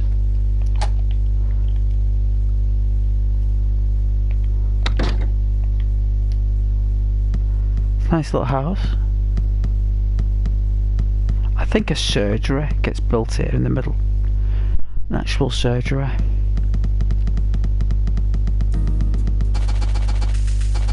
And someone buys that house. The old couple move out. this little dude, Hugh, he actually becomes like, it can go either way with Hugh because it depends on his upbringing. So your son is normally named Jack, right? Your son, it's either Jake, Jack, or John. It gets called your kid. It's like a random name spelt with a J. Well, it was on the GameCube anyway. And if your kid becomes friends with this dude, it's a different outcome. And if your kid doesn't become friends with him, it's another outcome. Because he does end up saying, I want to do what Hugh does, or I hear that Hugh, he kind of like looks up to Hugh, your kid, for some reason.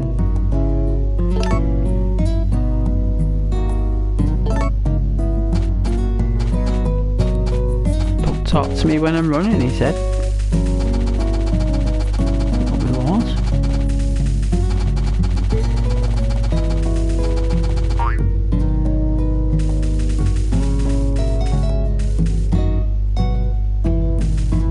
Oh, she's being stubborn.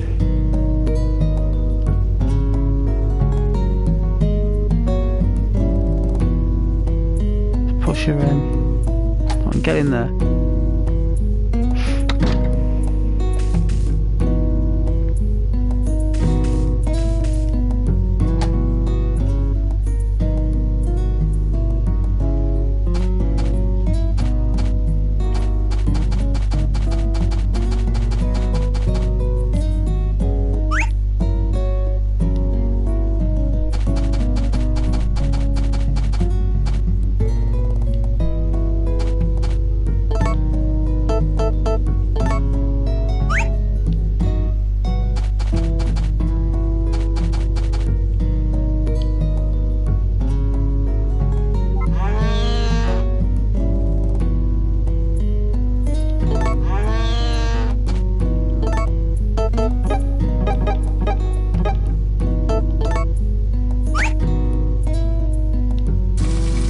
There we go.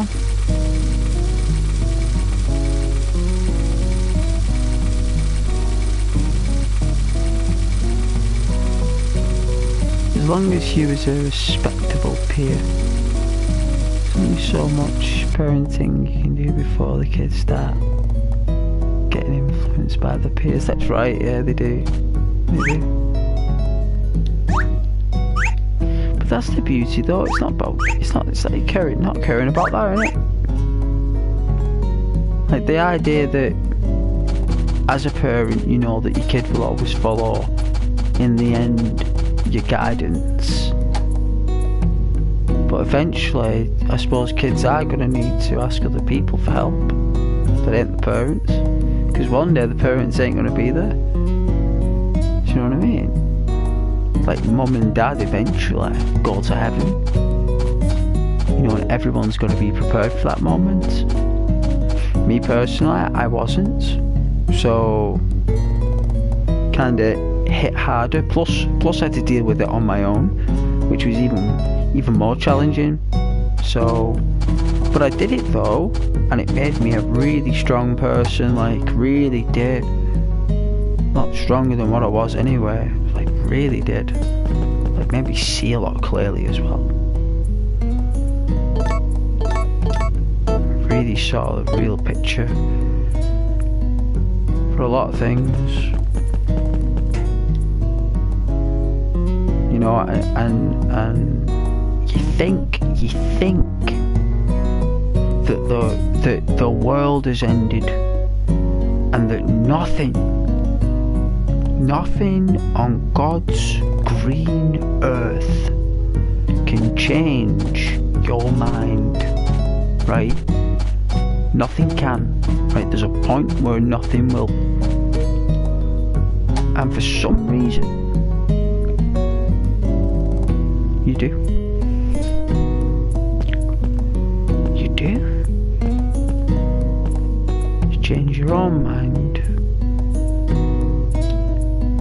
And one day it's just not as like devastating, but it's different for everybody. Everyone's got a different way of coping. You know, with me, it took X, Y and Z amounts of time and X, Y, Z amounts of energy and thought and realisation and acceptance of a lot of things, because it's a combination of other things. It's a constellation of your life, and you look at it through your own telescope, and you're looking and observing your own journey from beginning, middle and end with your parents. You analyse it, you look at every memory you can possibly muster, every photo you can possibly connect with.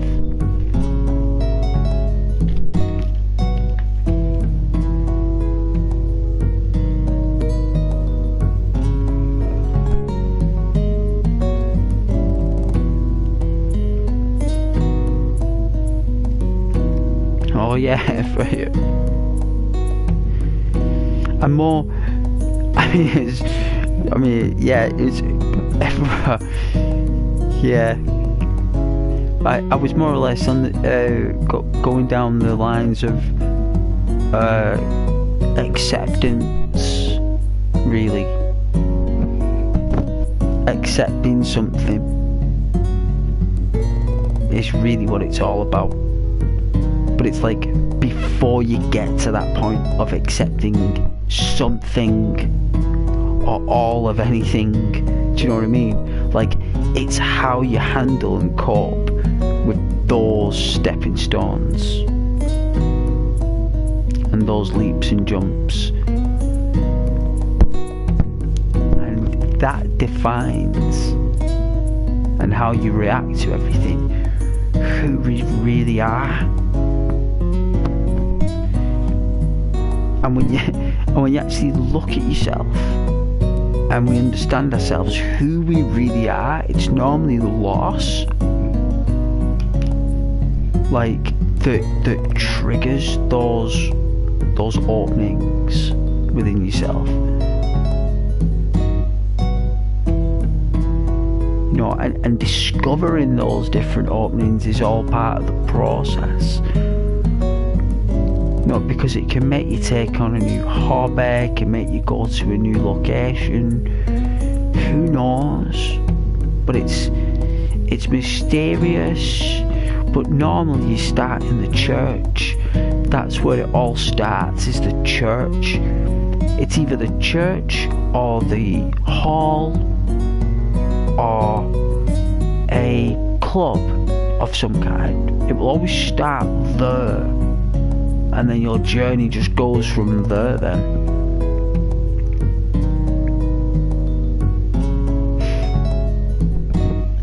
Oh yeah. Yeah. I'm sure you are. I'm sure you are.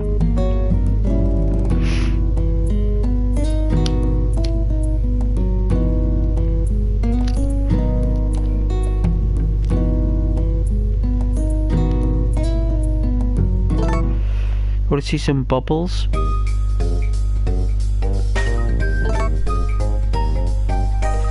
Want to see some bubbles? There you go. Bubbles.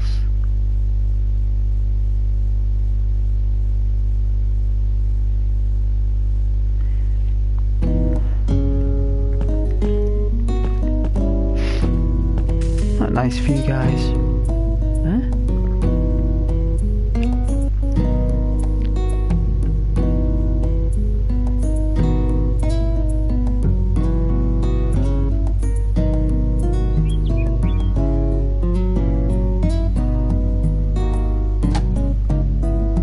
Oh yeah, the bubbles. Finding Nemo. My name is Jacques. What's it? Bonsoir, Nemo.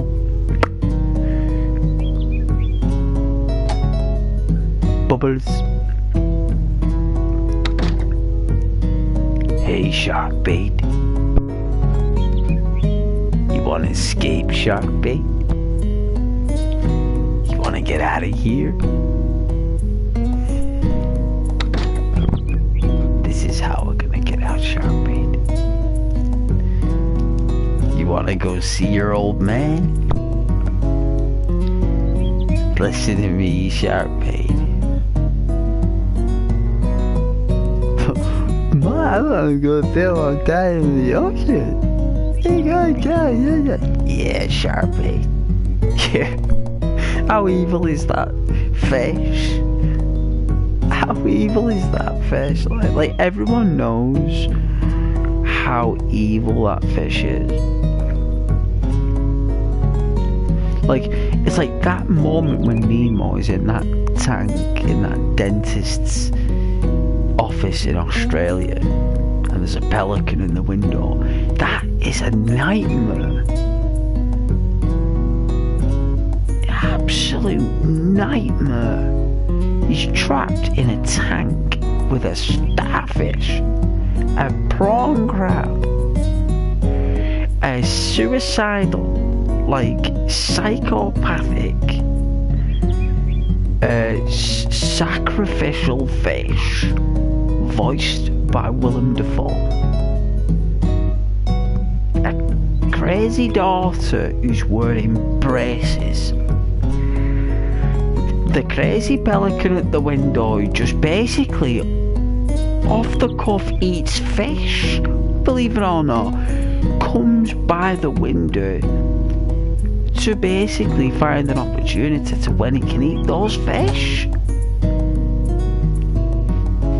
And the reason why he hasn't ate those fish, the pelican, is because he's already eaten before he went there, which is why he doesn't go there. He only goes there after he's eaten, and he says that. He actually says that because if he does go there when he's hungry, he's going to eat them fish.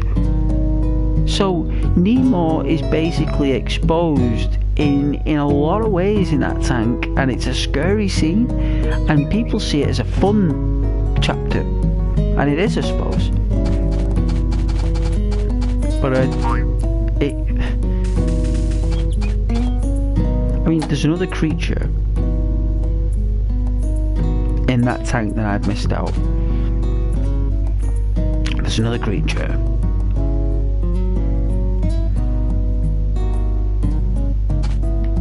I think it's another type of fish.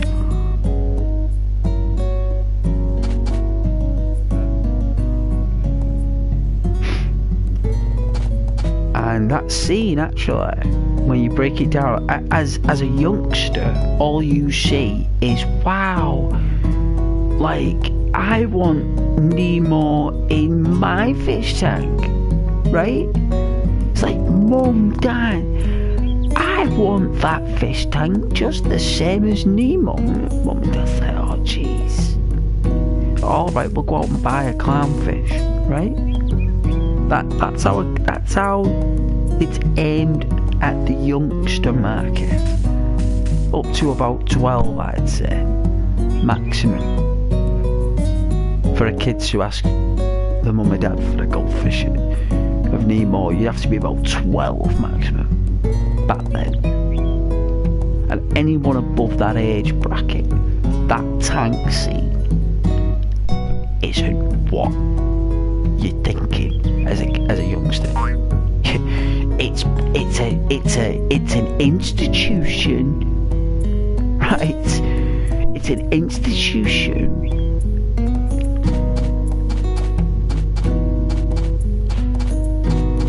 where oceanic sea life that's found on the reef is taken to high-standing status workers in the good old down under. The good old down under. You know, dentist, for example. So whatever fish or oceanic life they find that's rare, and it could be ferocious for all we know, goes in that tank. Do you know what I'm saying? Like the point. Wow, look at that cow there. It's nice to sleep in the grass. Look at that, it's so cool. You do like those movies with an adult humour undertone, makes them more bearable to watch. Well, the scene when Nemo's in the tank is basically like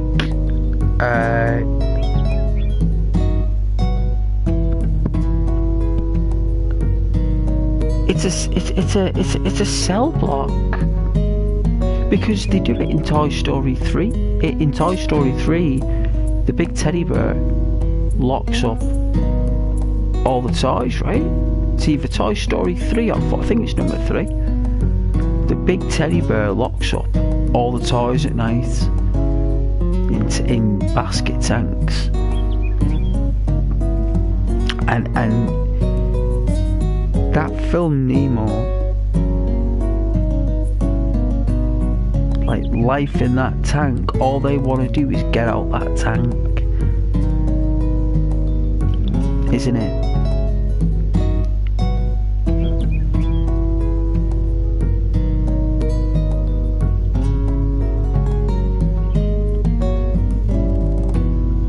Oh, the first one, I mean, if you've watched the first one, you don't need to watch any of the others, because they didn't need to make Toy Story 2. They didn't need to make Toy Story 3 or 4. They just did, because they were told to. They were told to. It actually does end in number 1. Number 2 and number 3 is more about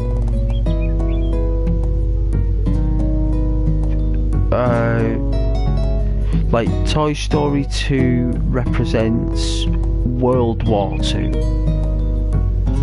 So everything they do in Toy Story 2 is a reference to the alliance between nations of Western, Central and Far West. All the ups and downs of that is in that film. Undertones and meanings is about World War II. The third one is about freedom, your right to vote. Like Toy Story 3, it's all about freedom, that one. It's about your political freedoms as a toy, and how toys as well can have their own political views, and so it's very strange. But it's like a dictatorship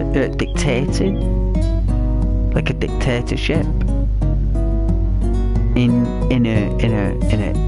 a location in the film. So it's like a dictatorship, and Woody normally governs his flock of toys and followers. He governs them. He's more like a governor Woody, you know, a sheriff, a governor, a mayor, whatever you want to call it, right? It's Woody, right? Where number 3 was more a dictatorship, and how the crew disagreed with how Woody leads them in the bedroom. Like they were all complaining about how Woody leads. It's only until they're led by some other group they realise how good Woody is. That's kind of what number 3 is. Yeah, it is. I think they made number 4, which is about organ donors. For some reason, I noticed that Toy Story 4 was all about organ donors, toys donating limbs, donating parts of themselves for other toys. That's what number 4's about, Freya. Like the kids won't see that, the youngsters don't see that. In the film, they just see, you know, Woody and Buzz Lightyear. But the undertones of it.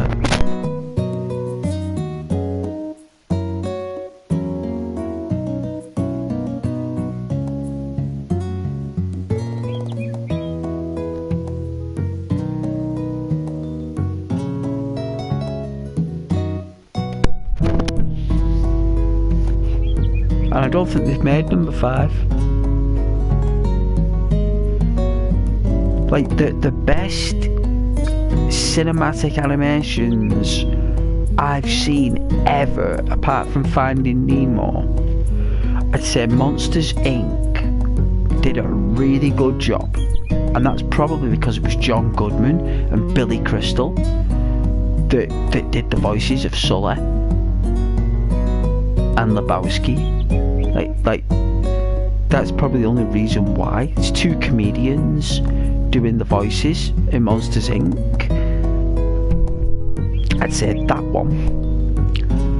I don't know if this was made by Disney Pixar, but Ants, right? Ants with Sharon Stone, Woody Allen,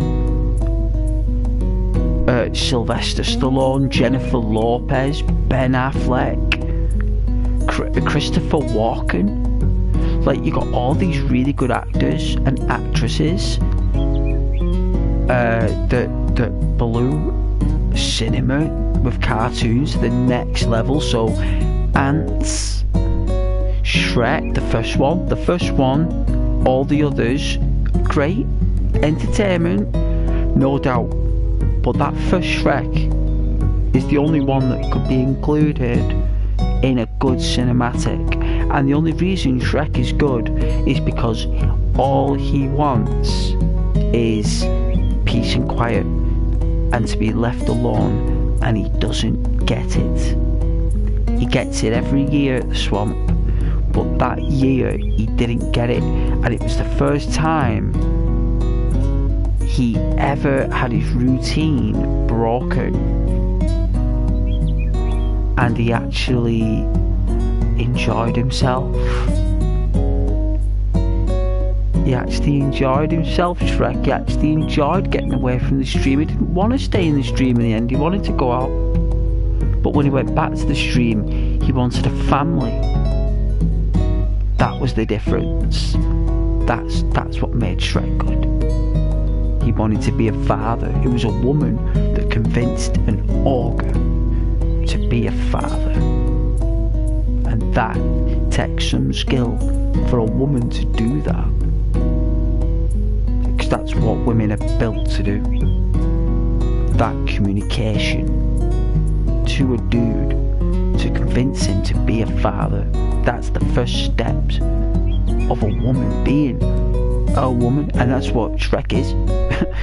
That's for the adults. For the kids, it's just about like the donkey, right? It's the donkey, and the other characters, like the other mad crazy characters, right? The other mixtures of other Disney characters. But really, for the adults, that film, Shrek, is all about women accepting that their looks fade, because becoming an ogre really means that Princess Fiona, is afraid of becoming older and not being attractive anymore. So basically, why it was so successful is because Fiona accepted that her looks would fade, and she needed to be an amazing person for someone to appreciate her all her life. And Shrek needed to open up that being alone makes you miserable, and that being open to change and a distraction is actually good for him. and that change was a girlfriend. And he didn't ask for one because he didn't want one.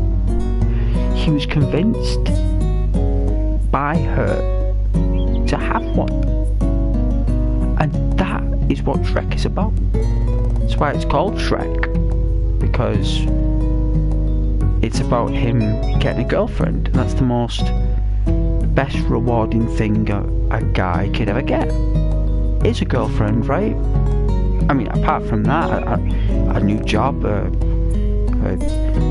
new friend, but getting a girlfriend, that in itself is just like, I mean, girls can get boyfriends every week. It's alright. I mean, girls don't see the special meaning of that. You know, there is none.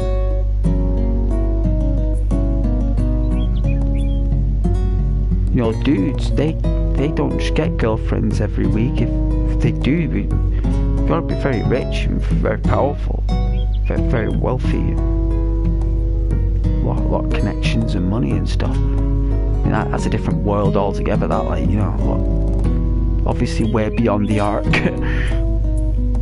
You know, but Shrek is all about a woman. Like, the female ogre is accepted for being an ogre,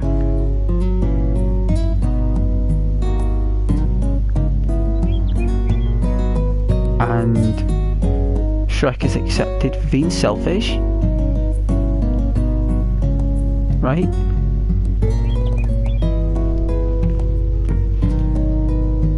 And you get a successful film. So Shrek is good, but the one with all the insects, where they go to Insectopia, I can't remember its name now. Oh, it came out at the same time as Ants.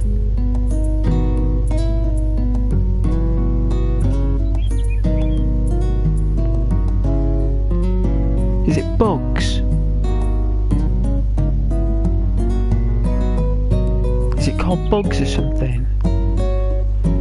Yeah, Bugs Life. Yeah, that one. Wow, that was so good. And Bugs Life. Wow. Like, that's it really, in terms of insects. Like, I think another good pick, apart from Monsters Inc., I didn't like Up. I didn't like that Moan, whatever it's called. I don't think there's any, actually. There's none. No, there isn't. There isn't.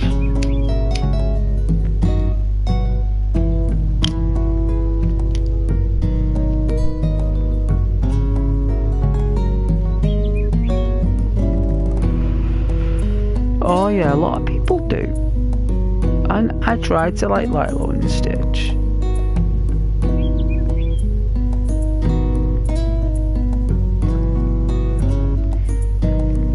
I'm more like Aladdin me though. Aladdin. I think Aladdin because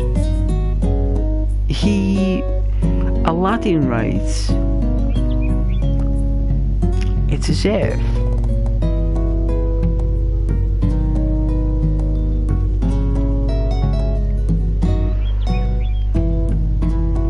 like he wanted something that he couldn't have and never will, right?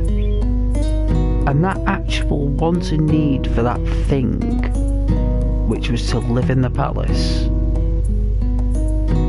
for him to get that, he knew it would never happen. And all of this that happened in Aladdin was sort of a dream. right? Because in Aladdin, it is a dream. The guy at the beginning, the merchant, who is Robin Williams, right? He is telling the story of Aladdin. So right off the bat, it's not like Disney are throwing you into Aladdin's life live. What Disney did was they introduced you to a market stall. If you remember Aladdin, it's a market stall, and this merchant is trying to sell you the lamp, and you ain't buying it because you will not go near that lamp, because we all know that when you open that lamp, you're opening up danger, because you have to make 3 wishes. You can't get away from them. That genie will not leave you alone. It will make you insane, that genie, until you make those 3 wishes, right? So the market owner is trying to convince you to take the lamp. So instead, he knows you're not going to take it. So what he does is he makes you take a story of a dream that someone had about this lamp, and fell asleep, Aladdin, in that top steeple. And from that moment, everything else that happened after that in Aladdin was Aladdin dreaming of him meeting the princess, because she lands right on his lap. That never happens. Princess Jasmine would not leave that palace for 50 gold bars. Even you or anyone watching this channel would leave the palace of Agrabah, go into the streets of filth and death, and risk life and limb to just go out and experience life as a person who isn't royalty. That doesn't make any sense. That's something Aladdin would think. That's something Aladdin would make up, that the princess would be thinking, that she would want to be in his situation, because he'd be thinking that she's compassionate. And like the magic carpet, you know, and this journey inside a giant panther's mouth, it's all dream work. All of it is a dream. There's no way there's a giant panther. It's Aladdin. There's no magic involved. It's a dream, and that's what makes Aladdin so cool, is that it's a dream. But no one thinks it's a dream. It ends like it's real, like it did happen in the Disney universe, but it's really just Aladdin falling asleep and doing all those things he's always wanted to do to the guards. You know, tie the laces together, make them hit each other with the swords, make them pile up and look stupid, because that's what they've made him look.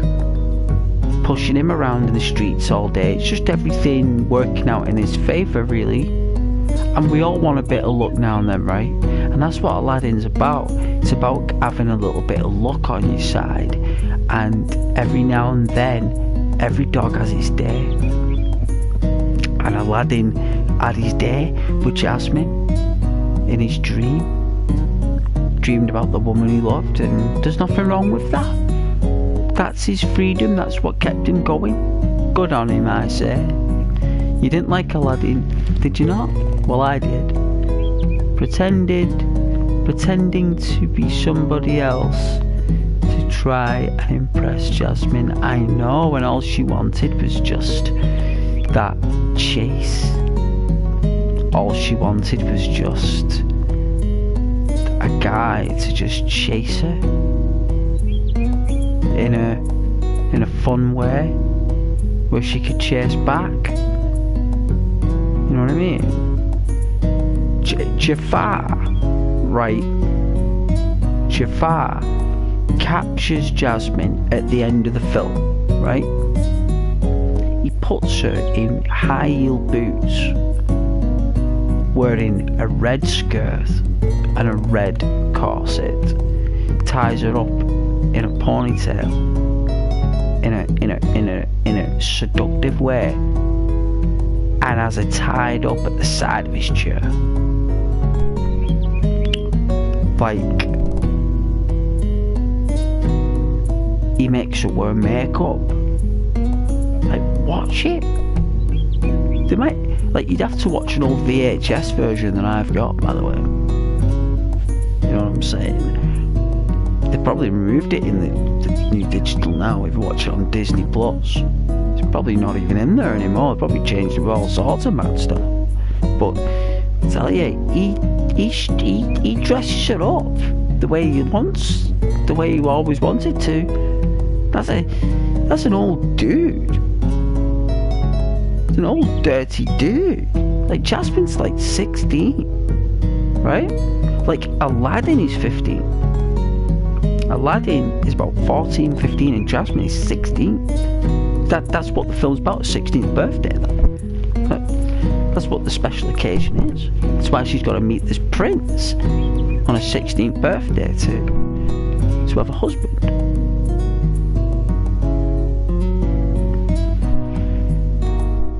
You think Hades did that with Morgana? Oh, Hercules. Now, Hercules, right? That was really silly, really good at the same time. So I think how they portrayed Hercules was a bit weird. I think his design on his face was weird. Like, they tried to go down like that. They must have had like an artist back then for about 8 years that just did the same type of like faces for similar work. The animation was good, but just the faces of Hercules, like, even the woman was weird. The brunette that like Hades was telling her to like play Hercules and lie to him that she liked him.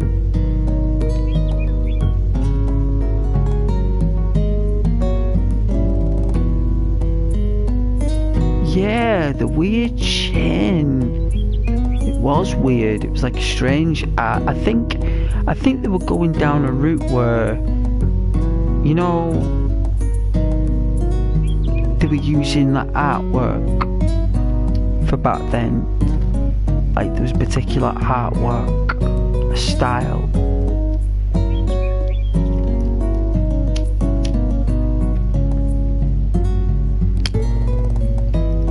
You know how we sculpted ourselves with marble and stone. It's like he's carved out of stone.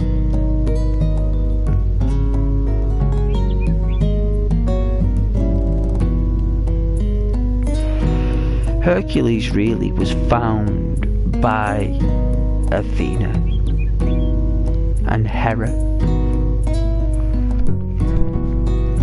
Hercules, he was abandoned by the river Styx, and Hera and Athena took walks through the forest, and Hercules was starving. He needed milk because he was a baby. He needed milk, and luckily Hera just had a child. What's his name? Turned into a beast, didn't he? She'd had a child, so Hercules consumed the milk of Hera, and in that process created the Milky Way in the sky. So for a moment, when they were in the river Styx, Athena, Hercules and Hera in the cosmos created the Milky Way through Hercules feeding off the milk of Hera, and Athena provided the blanket. Hercules has got a cape, a cloak That is the blanket that Athena gave him. He wears it as a mat. It protects him from all weather. Doesn't feel the cold or anything. That's why Hercules can wear that cape. Well, it's a blanket really. He could wrap himself up in that blanket and sleep anywhere, because Athena gave him that cape blanket thing, because he was wrapped in a mucky blanket. She gave him her blanket, so he got milk and he got a blanket, Hercules, that day, from two goddesses in a forest. That's how he's so powerful, because he drank the milk of a goddess, and he is half god, so it created more powers in him. It made him more powerful. Hera created her own enemy, which is like, it's like trying to say that mothers and sons can become the worst enemies. That's what a lot of fictional stories do interpret. A lot of mothers and sons clashing as they get older, because the son doesn't appreciate the mum's behaviour, and the mum's behaviour doesn't appreciate the son's behaviour. It's like they both clash, and Hera and Hercules did. And that film, the Disney film, is about that. It's about clashing. It's about Hercules not having a girlfriend before, and never being close or intimate with a female. He had never done it before. Sometimes that in itself is required to get the job done. Like, the person to do what he had to do is someone who was pure. That's why Hercules is so like people talk about him to this day. Is because he wasn't really, despite how big he was and how good looking he was, he didn't have any interest in getting a girlfriend. It's only until he met that one particular woman, because Hades put that spell on him to be attracted to her. Hades is good at that. Hades can influence the other forces to make that happen in Hercules. He can do it, and he did. He did do it, and he got Hercules obsessed with her because he got him making mistakes. And that's what dudes do when we're weak. Men make mistakes when we're weak. It's only when we're strong we accept them. It's when we accept our mistakes is when we're strong again. But we only make them because we're weak. We've got to build our strength back up to accept them and move on and learn from them. That's what being Herculean is partially about.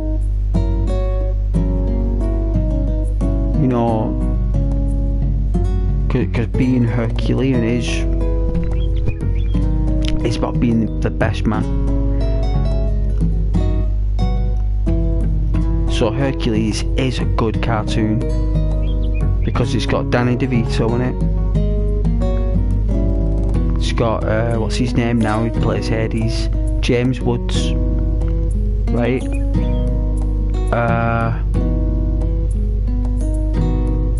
It's got someone else who's a really good actor.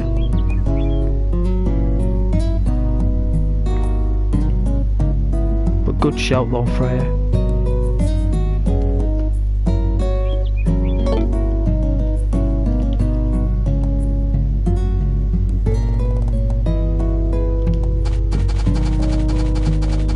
Check out the flowers.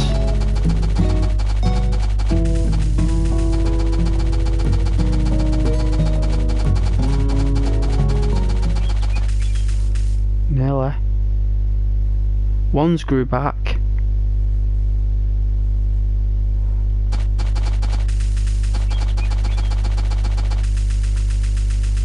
Gotta wait for the others.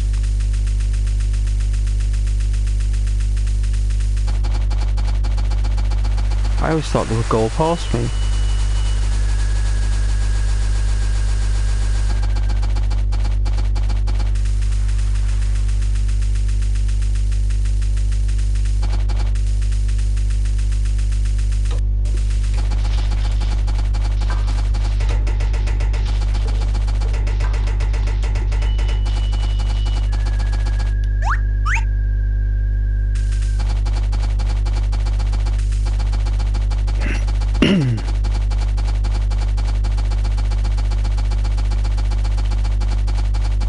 So that means that one will grow back on the 10th.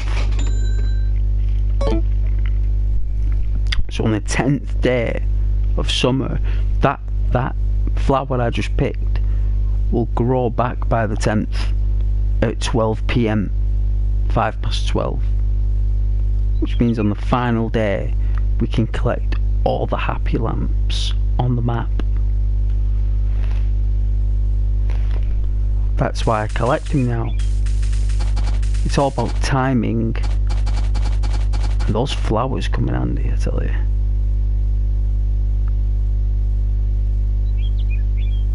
I'm loving the point of view reference. Such a nice feature. Because back then you didn't have first person view we could walk. I would love it if you could though.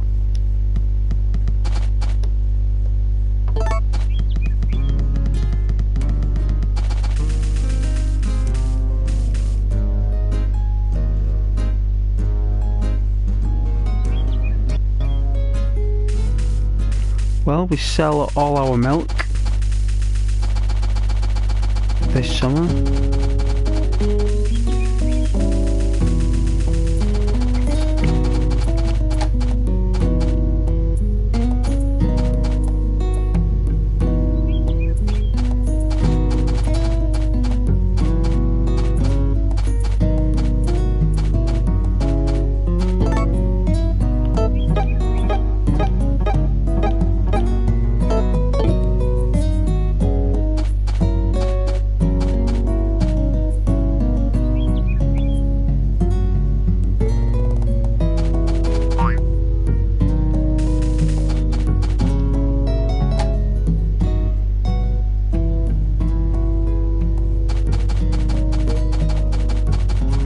What is the milk then?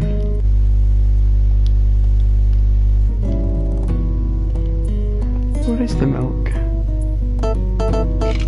Oh, they put it in the fridge. The one from this morning.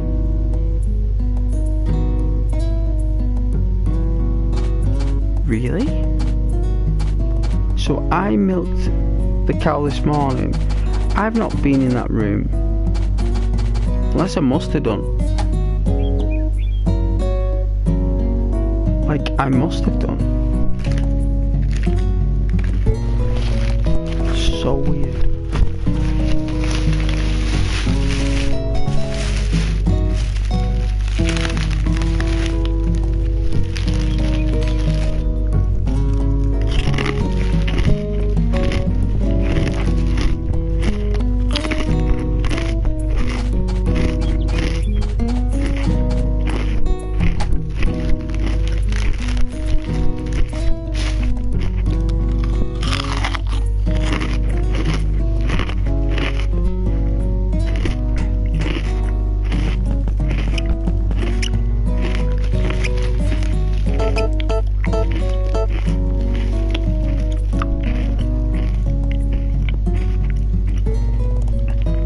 I think it goes for 150.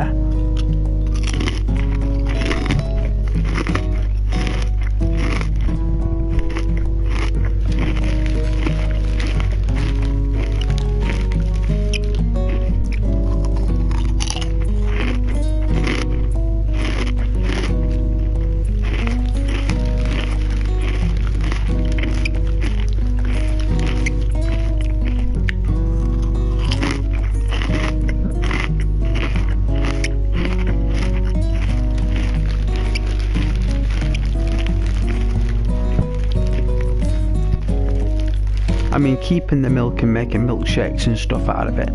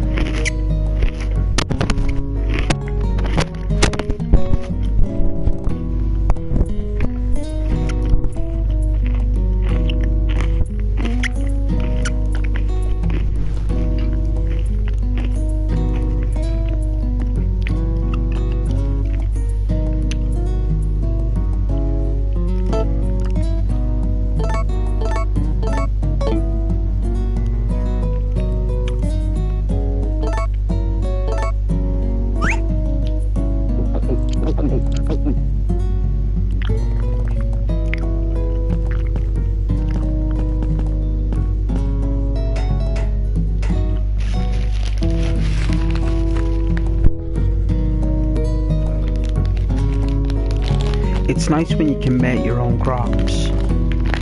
That's good. When that part comes along, it's a little while from now.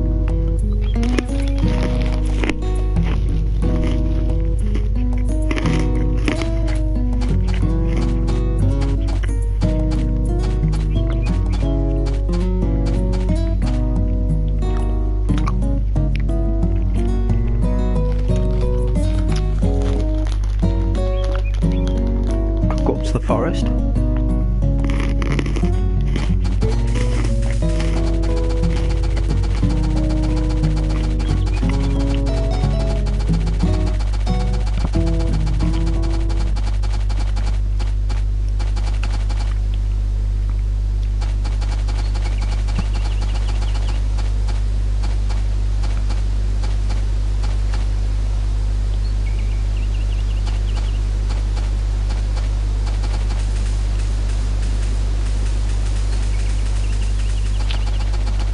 This is where people go to relax. Eh?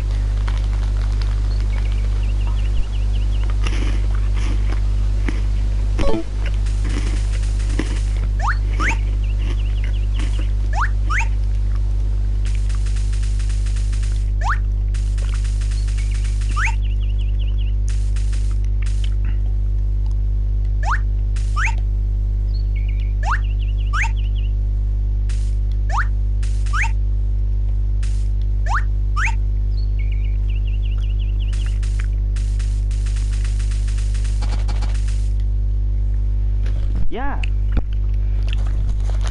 Yeah.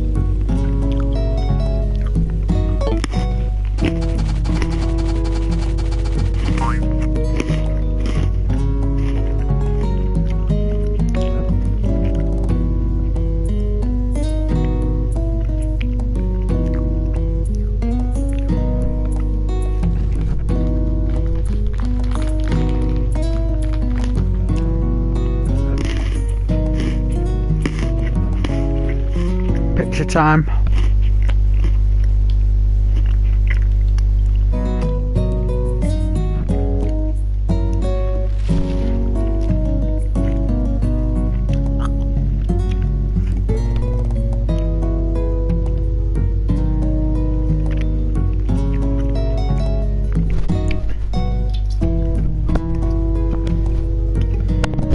I suppose that'll do it.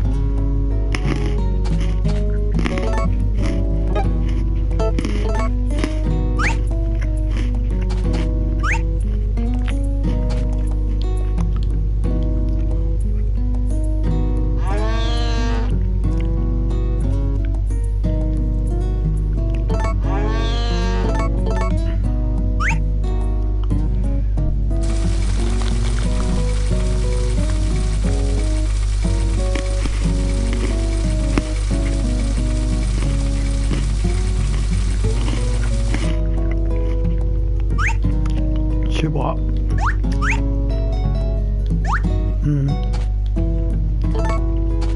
Yeah, it's too hot.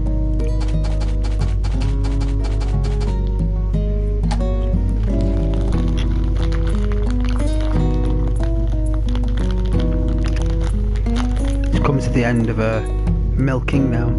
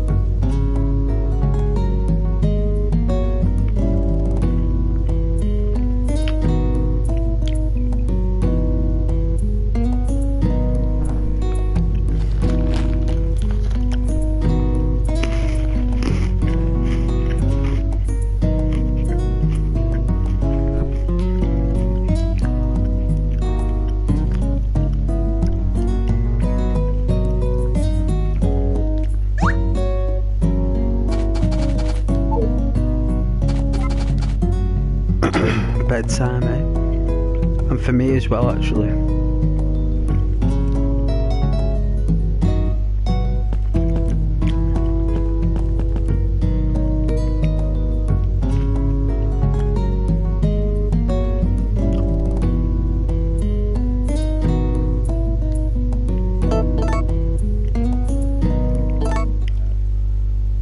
I like to see bubbles before I turn it off. Bubbles. Bubbles.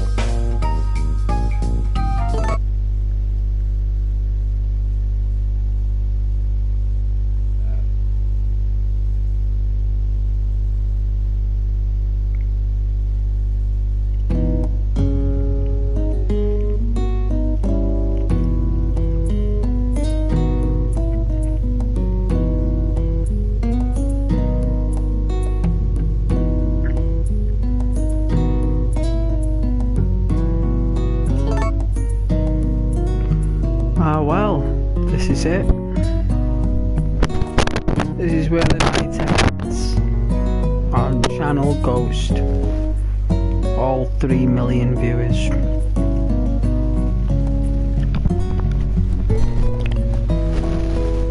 It has been sensational. Thank you very much to the people who support the channel. Thank you.